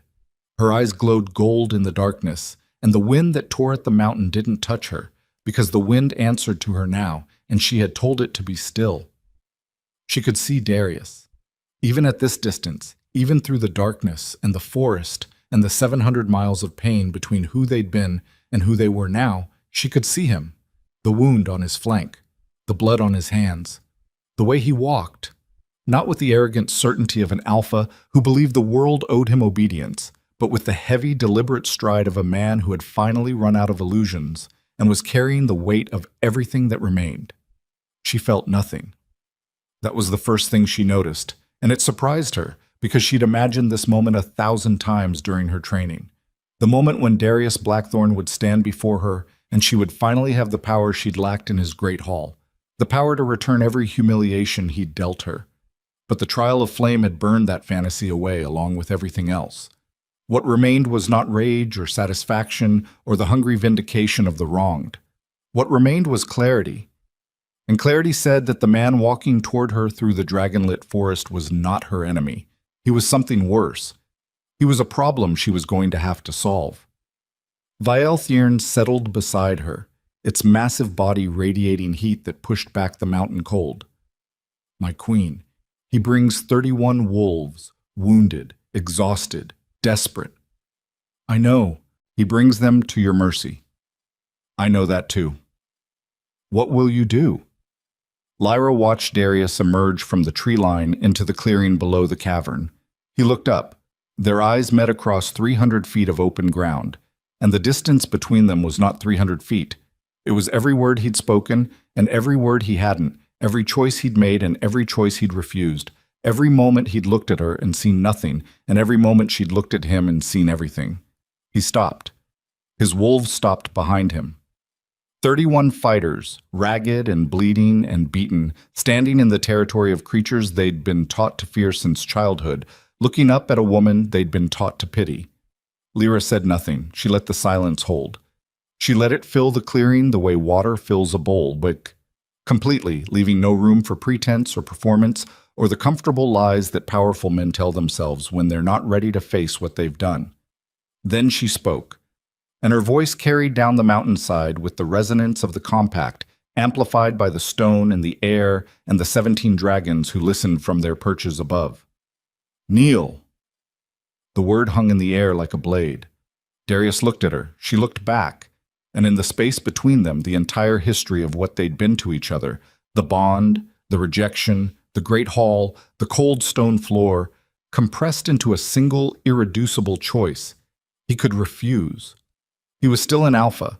His wolf still carried the instinct of dominance, the bone-deep refusal to lower his head to anyone, the identity he'd built his entire life around.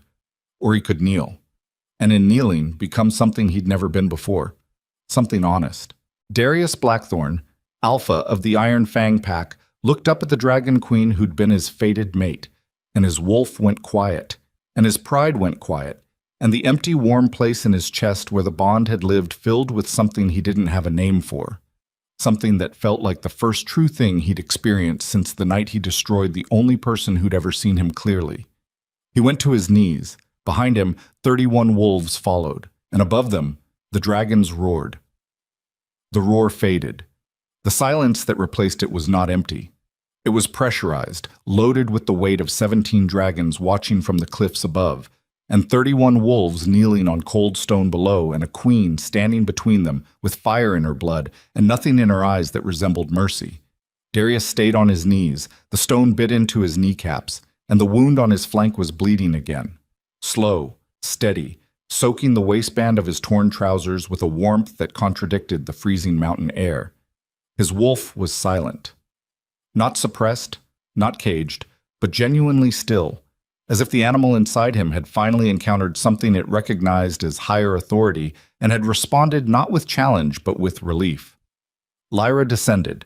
She walked down the slope from the cavern mouth with a stride that belonged to someone who had learned to carry weight without staggering under it. The marks on her skin pulsed in the blue-lit darkness, bronze veins running along her forearms, her throat, her collarbone, mapping the architecture of a power that made every wolf in the clearing press lower to the ground. Her eyes burned gold, and the wind that tore at the mountainside moved around her like a current parting for stone. She stopped 10 feet from Darius.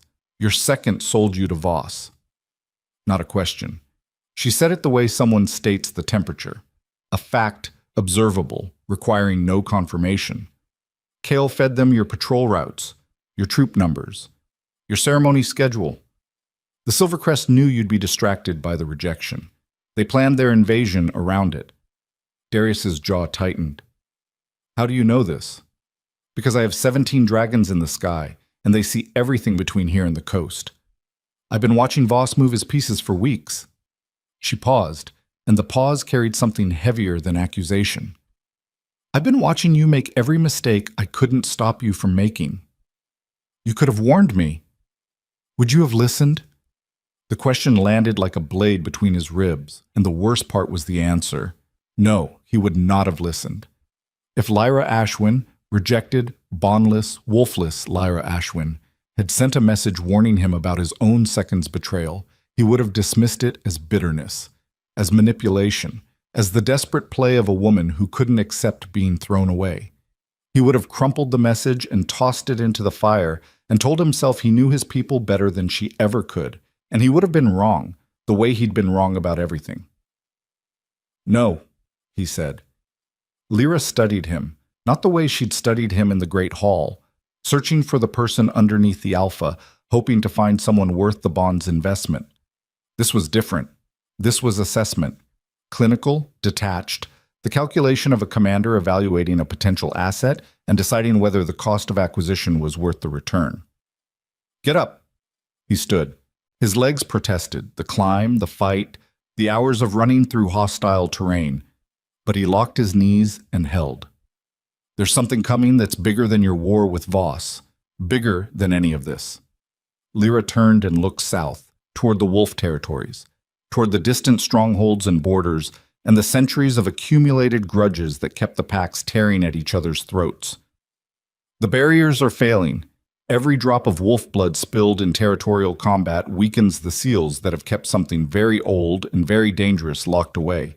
His name is Rathek, and when he breaks through, the Silvercrest and the Iron Fang and every pack between here and the ocean will be footnotes." "What is he?" "Something that existed before wolves, before dragons. A conqueror from an age when this land was contested by forces that would make Voss's 300 fighters look like children playing with sticks." Her voice carried no drama, no emphasis. She was stating facts, and the absence of performance made them more frightening than any theatrical delivery could have. "The compact between my bloodline and the dragons was created specifically to contain him. That compact has been weakening since my family was driven into hiding, and Voss's invasion just cracked it wide open." A tremor ran through the ground, subtle but unmistakable, a deep vibration that climbed through the stone and into Darius's legs and settled in his chest with the heavy, rhythmic pulse of something stirring in the foundations of the world. Lyra felt it too. Her marks flared brighter, and above them, Vaelthirn lifted its massive head and made a sound that Darius had never heard a living creature make. A low, sustained note that vibrated at a frequency below hearing, felt rather than listened to, the sound of an ancient warning system activating after 300 years of silence. "That's him," Lyra said quietly. "He's testing the barriers." "How long?" "Hours. maybe less. The battle on the ridge, your blood, the Silvercrest blood, the violence concentrated in one place, it accelerated the decay. She turned back to face him, and for the first time, the clinical distance in her expression cracked, just enough to show the strain underneath. She was 23 years old. She'd been a queen for less than 2 days, and she was about to fight a war that her grandmother had needed a lifetime of preparation for. I need fighters, Darius, every wolf who can stand, and I need you to do something you've never done. Name it. Follow. The word hung between them. Follow. Not lead, not command, not stand at the front of the wedge with his claws out and his pride up and his certainty burning like a torch. Follow. Take direction from someone else. Submit his strength and his training and his wolves to a chain of command that had a 23-year-old dragon queen at its head and nothing he understood at its foundation. His wolf stirred, not in resistance, but in recognition. The same recognition it had felt the first time it caught Lyra's scent, the same pull, the same instinct that said, this is where you belong. Not because she was his mate, that bond was gone, but because the wolf understood something that had taken Darius years of failure to learn, that following someone who sees clearly is not weakness. It is the first intelligent decision a blind man can make. My wolves are yours, he said. What do you need?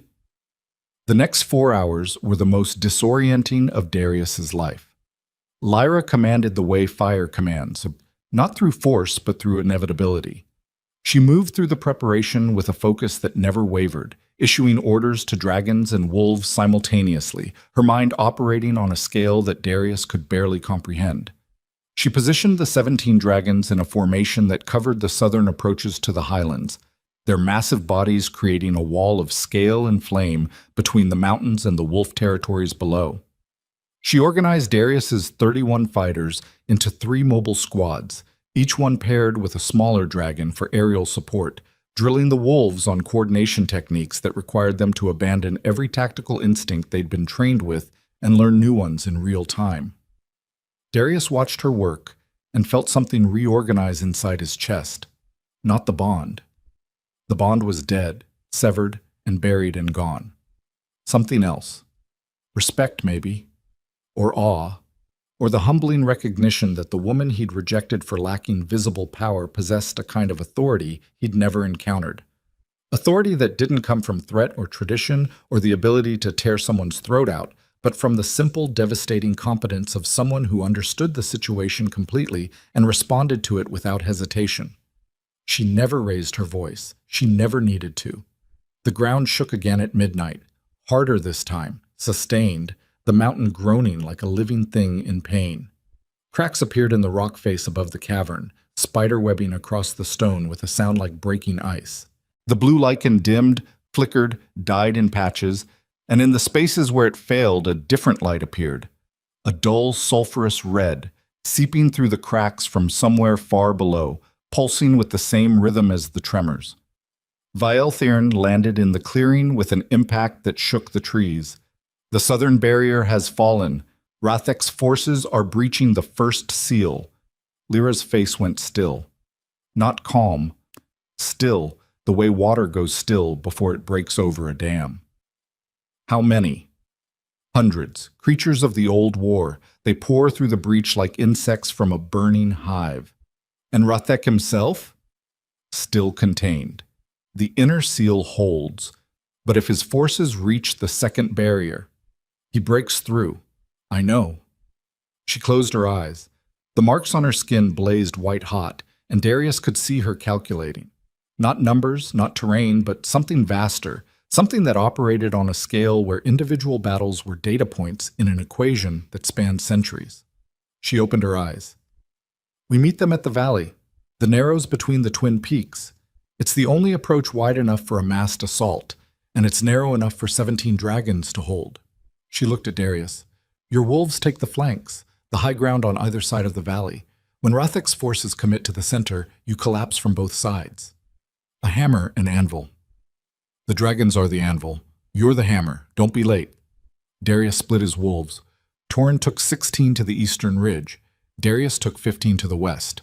They moved through the highlands at a pace that brutalized exhausted bodies, climbing terrain that fought every step, the red light from below growing brighter as they climbed, the tremors growing stronger, the air thickening with sulfur and heat, and the oppressive buzzing pressure of something enormous pushing against a barrier that was running out of time. Darius reached the western ridge and looked down into the valley. He'd seen battlefields before. He'd studied them, fought on them, bled on them. But nothing in his experience had prepared him for what was filling the valley below. They came from underground, pouring through a rift in the valley floor that glowed with that sulphurous red light, climbing over each other in their frenzy to reach the surface. They were not wolves. They were not anything he had a name for. They were shapes, humanoid and not, armored in chitin and bone, moving with a jerking mechanical rhythm that suggested something driven by will rather than instinct. Their eyes burned the same red as the rift, and they made no sound, and the silence of their advance was worse than any war cry. Hundreds. Velthorn had been conservative. There were thousands, filling the valley floor like a living flood, pressing northward toward the second barrier, toward the seal that kept Rathek himself contained. Lyra stood at the head of the valley with 17 dragons at her back. The marks on her skin were blinding now, pulsing with a frequency that matched the tremors in the ground, connected to the barrier system through the compact in her blood. She raised her hands, and the wind obeyed, a wall of air slamming down the valley, pushing back the leading edge of Rathek's forces, buying seconds that felt like hours. Then the dragons attacked. Velthorn led the flight. The silver dragon swept over the valley floor with its jaws open, and the fire that poured from its throat was not flame. It was plasma, a white-hot stream of superheated air that turned stone to glass and chitin to ash, and carved a blackened scar across the valley floor that steamed and popped in the aftermath. The other dragons followed, bronze and obsidian and emerald and pale silver, each one laying down a line of destruction that nothing survived, their wing beats shaking the mountains, their roars shaking the sky. But the flood didn't stop. For every creature the dragons burned, 10 more climbed from the rift, an endless supply line feeding up from whatever hellish reserve Rathek commanded below. The valley floor became a churning mass of fire and shadow, dragon flame meeting the relentless advance of an army that didn't fear death because death was not the worst thing in its experience. Now! Lyra's voice hit Darius like a physical force, amplified by the compact, carried by the wind, resonating in his bones. Both flanks! Now! Darius shifted. The wolf exploded out of him, not the controlled strategic shift of a trained alpha, but something rawer, something that drew on reserves he didn't know he had, fueled by the fire of the moment, and the desperate understanding that everything, his wolves, Lyra's kingdom, the barrier that kept the world from drowning in something ancient and merciless, depended on what happened in the next 60 seconds. He launched off the ridge, 15 wolves behind him. They hit the valley floor at full speed, slamming into the eastern flank of Rathek's army with the concentrated fury of wolves who had been betrayed and hunted and chased into the mountains and had finally found something they could fight without guilt or hesitation. Tauren's 16 hit from the opposite side. The hammer closed on both sides, compressing Rathek's forces into the center of the valley where dragonfire rained down in continuous streams. The fighting was close and savage and without mercy. Darius tore through creatures that came apart under his claws like wet paper, their chitin shells brittle despite their appearance, their red-lit eyes going dark as the bodies crumpled. But they kept coming. Wave after wave, climbing over their own dead, pressing forward with the mindless persistence of something controlled from below. Darius fought until his claws were slick with ichor, until his muscles burned with a fire that had nothing to do with Lyra's compact, until the world narrowed to a tunnel of violence and noise, and the mechanical repetition of strike and tear and advance. He felt wolves fall around him, felt them in the pack bond, each one a small light winking out, each one a cost he would carry. Then the second barrier cracked. He heard it before he felt it, a sound like the entire mountain splitting in half, a bass register detonation that bypassed his ears and hit his skeleton directly. The ground buckled. The rift in the valley floor expanded, not gradually, but violently, the stone peeling away like skin from a wound, and from the expanded rift something rose that was not a creature and not a force of nature, but something between those categories, something that defied the visual grammar of anything Darius had ever encountered. Rothek. He was tall, not in the way that large things are tall, but in the way that monuments are tall, structures built to intimidate the observer into smallness. His body was humanoid but wrong, the proportions stretched, the limbs too long, the joints articulated in directions that human anatomy didn't support. His skin, if it was skin, was the color of burnt iron, cracked with veins of that same sulphurous red light, and his face was a mask of ancient, patient fury, the face of something that had been imprisoned for 300 years and had used every second of that imprisonment to cultivate a hatred so refined it was almost beautiful. He rose from the rift like smoke rising from a fire, and the army around him stopped moving. All of them. Simultaneously. Not dead. Waiting. Controlled by a will that operated them like limbs of a single body. Lyra faced him. She stood at the center of the valley with dragonfire burning on either side of her, and the marks on her skin blazing white against the darkness, and her eyes, those gold, impossible eyes, locked on the thing that her bloodline had been created to contain. Ashwin. Ruthek's voice was not telepathic like the dragon's. It was physical, but wrong, layered, as if multiple voices spoke the same word from slightly different positions in time. The last one. I smelled your blood the moment you entered the highlands, the same blood that locked me in the dark. The same blood I will drink when I tear the compact from your bones. Lyra said nothing.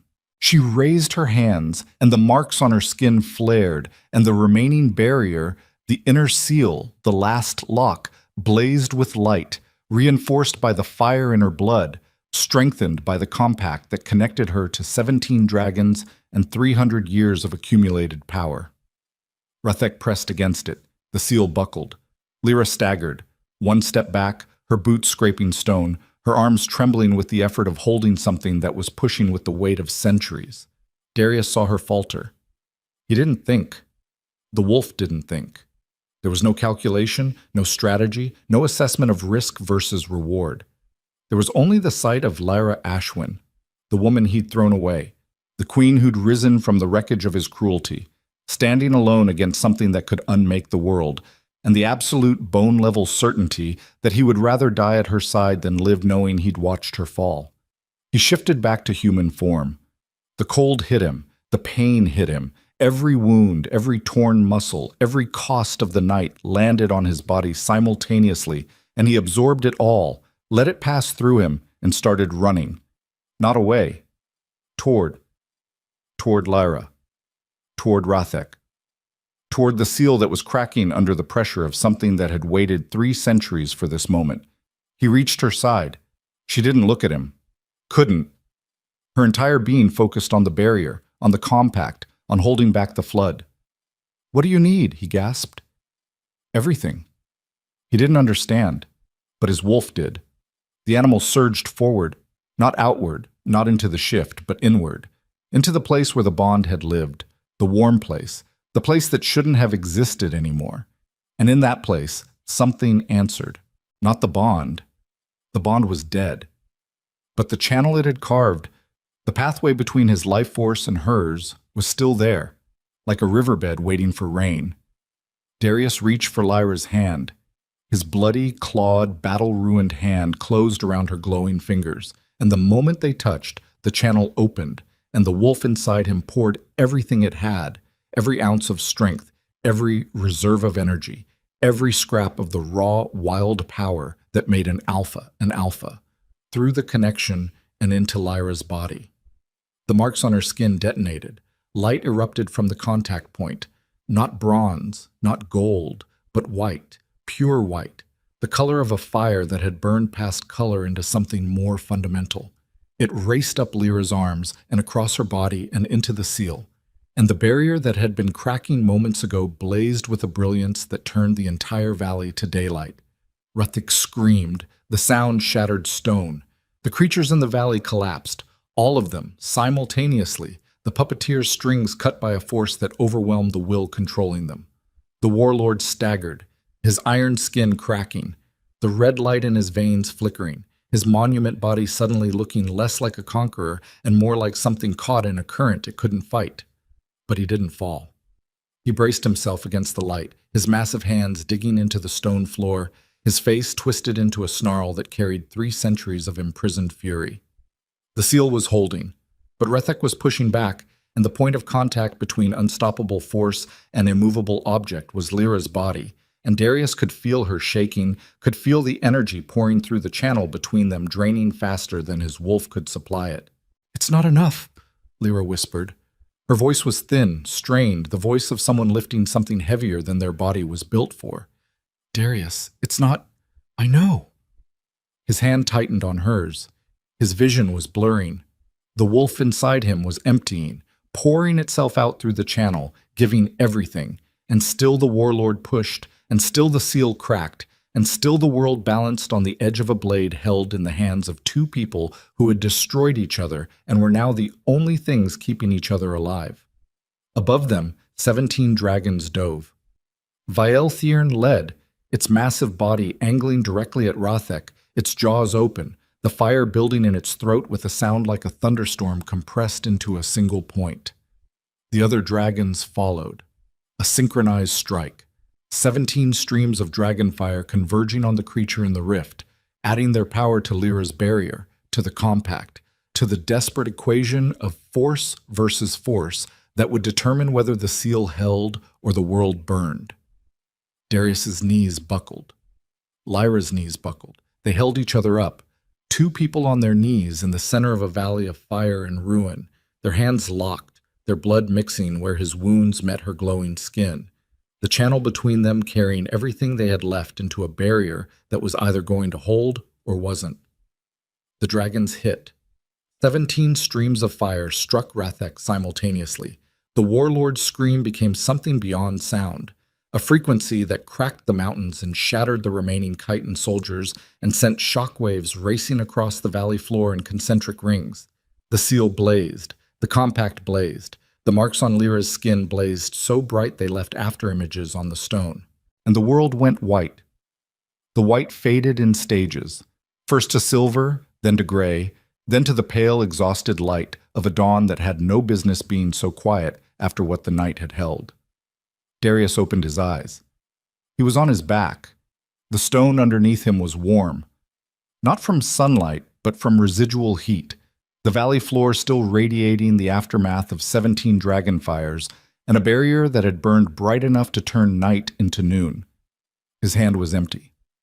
Lyra's fingers were gone from his grip, and the channel between them, the old riverbed of the bond, was dry, spent, every drop of what he'd poured through it used up and absorbed into the compact that had saved the world and left him hollowed out like a gourd scraped clean. He turned his head. The valley was unrecognizable. The rift was sealed, not cracked, not patched, but fused. The stone melted and reformed into a smooth, glassy scar that glowed faintly bronze in the dawn light. The chitinous army was ash. Rethek was gone, not dead in any way Darius could verify, but driven back, compressed, forced down through the seal by 17 streams of dragonfire and the concentrated will of a bloodline that had been built for this single purpose. The inner barrier pulsed steady and whole, its cracks filled with new light, the compact renewed by fire and blood, and the stubborn refusal of a 23-year-old queen to let the world end on her watch. Lyra was alive. She was sitting 30 feet away, her back against Vaelthirn's massive foreleg, her eyes closed, her skin still carrying the fading traces of the marks that had blazed white during the final push. She looked smaller than she had during the battle, diminished by exhaustion, by the physical cost of channeling power that no human body was designed to sustain.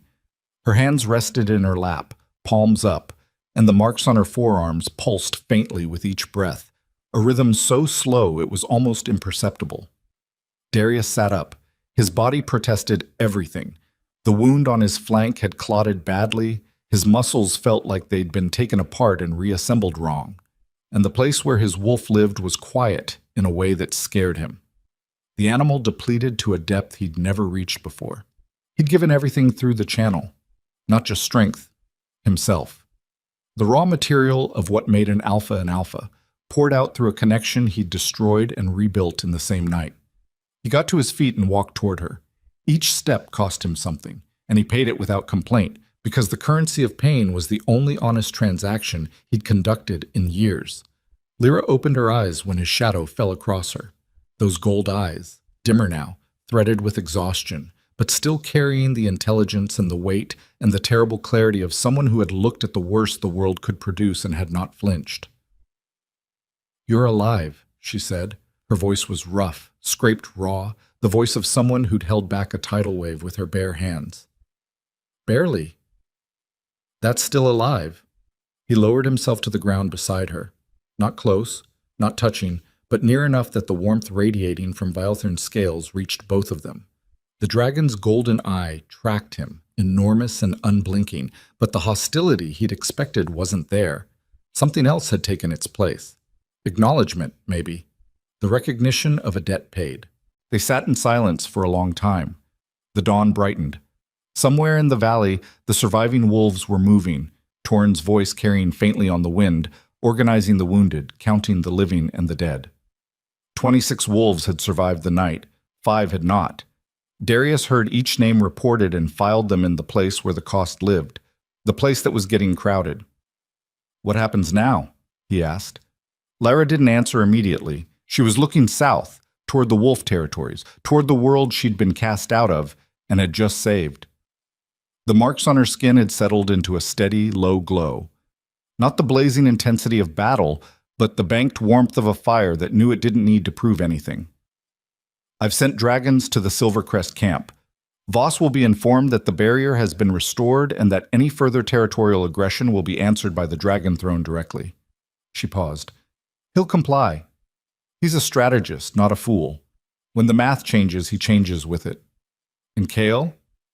"My scouts found him 10 miles south of the ridge, heading for the Silvercrest border with your 20 fighters. The ones he peeled off during the battle." Her voice carried no satisfaction, no vindictiveness, just the flat, tired cadence of someone handling logistics. "They're being held. The 20 fighters will be given the choice to return to the Iron Fang or walk. Kale doesn't get that choice." Darius nodded. He waited for the anger, the hot, righteous fury that should have accompanied the thought of his second in chains, the man who'd sold his pack and left 40 wolves to die in a trap he'd helped build. But the anger didn't come. What came instead was something quieter, something that lived in the deep tissue of his understanding where instinct and intellect overlapped. Kale had betrayed him, yes, but Kale had also watched his alpha make a series of decisions driven by pride and fear and the desperate need to appear invincible, and at some point, some specific, unrecoverable point, Kale had looked at that performance and decided it wasn't worth dying for. The betrayal was Kale's. The conditions that made it possible were Darius's. A man learns more about himself from the treason of his closest ally than from the loyalty of 1,000 strangers, because treason is a mirror. It shows you the version of yourself that made betrayal feel reasonable. "I need to say something," Darius said. "Then say it." He looked at his hands. They were ruined. Split knuckles, torn nails, dried blood cracked into the creases of his palms. The hands of an alpha. The hands of a man who'd used force as a first language and wonder why the conversations kept ending badly.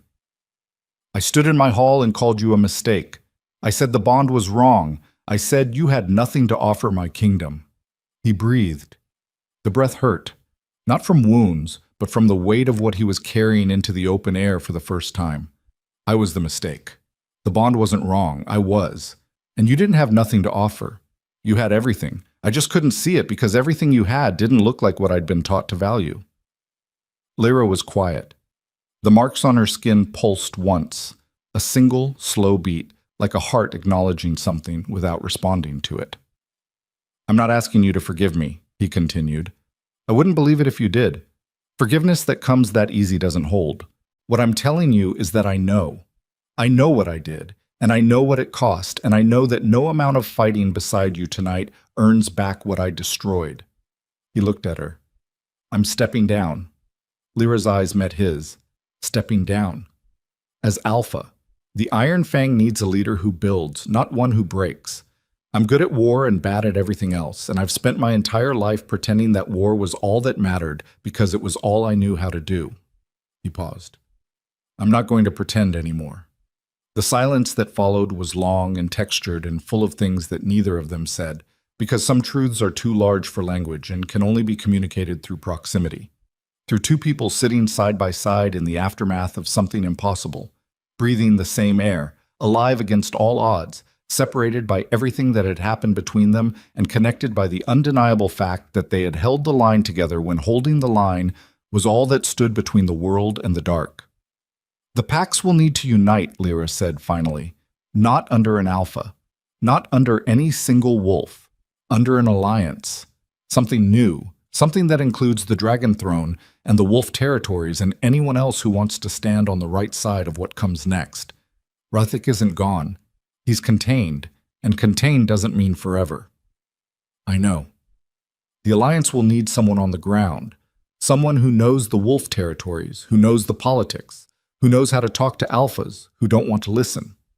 Someone willing to do the work without the title. Is that an offer? It's a purpose, take it or don't. Darius looked at the sealed rift, at the bronze scar in the valley floor, at the dragons settling onto the mountainside with the slow, ponderous grace of creatures who had waited 300 years for this morning. He thought about what it meant to lead without a crown, to carry responsibility without authority, to earn trust one conversation at a time instead of demanding it with a snarl. It would be slow. It would be thankless. It would require a kind of strength he'd never cultivated. The strength to sit with discomfort and uncertainty and the knowledge that the people you serve might never see the work you do on their behalf. It sounded like exactly what he deserved. I'll take it. Lyra nodded. She didn't smile, didn't offer a handshake, didn't perform the ceremony of reconciliation. What she did was simpler and harder. She looked at him with eyes that held no hatred and no love and no forgiveness and no resentment, only the clear-eyed recognition of a man who had finally stopped pretending, and she let that be enough. Because the hardest thing in the world isn't facing the enemy that wants to destroy you. The hardest thing is facing the person you destroyed and letting them see who you actually are. Not the title, not the war form, not the armor of certainty you've spent your life welding onto your skin. Just you. Small and flawed and responsible for damage you can't undo. That's where strength begins. Not in the fist, in the open hand. Marin arrived at the valley 2 hours after dawn, limping, her left arm wrapped in blood-soaked cloth, riding a stolen horse she'd taken from one of Kael's abandoned supply points. She found Darius sitting on a rock at the edge of the valley, watching the dragons sleep in the morning sun, his face carrying the particular expression of a man who had been taken apart and was beginning the slow, uncertain process of putting himself back together in a different shape. "You look terrible," she said. "I've had a night." "I can see that."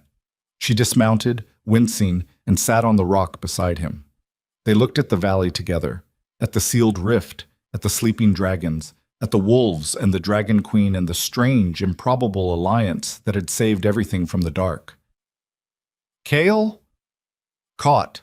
Lyra's people have him." "Good." Marin was quiet for a moment. Then, "I killed 3 of Voss's fighters on the South Road. They were waiting for me. Kael told them I was coming." "I'm sorry." "Don't be sorry. Be different." Darius looked at her. She looked back, and the look held 20 years of service and the specific, uncompromising loyalty of someone who had never needed a title to know where she stood. She had carried a map to a girl the world had thrown away, and that girl had become a queen, and the queen had saved them all. The thread that connected Marin's small act of defiance to the survival of 2 kingdoms was invisible, unrecorded, the kind of thing that history never notices because history only counts the large gestures and misses the quiet ones that made them possible. "I'm going to be different," Darius said. "It's going to take a while." "Most real things do." The sun climbed higher. The dragons stirred. Lyra stood at the mouth of her cavern and watched the world she'd inherited settle into its first true peace in 300 years. And the marks on her skin glowed soft and steady, and the fire in her blood burned not with rage or ambition or the need to prove anything to anyone, but with the quiet, sustainable heat of a woman who had found her purpose and intended to honor it for as long as the mountain stood. She did not look back at the life she'd lost. She did not look forward to the challenges she knew were coming. She stood in the present moment, in the morning light, on the warm stone, with 17 dragons at her back and an alliance being born in the valley below. And she breathed, and the breath carried no pain, and the silence held no judgment. And for the first time in her life, the hollow place inside her chest was full. Not with fire, not with power, with herself. Finally, completely, irrevocably herself. And that was enough. It had always been enough. The world had just needed time to learn what she'd known all along,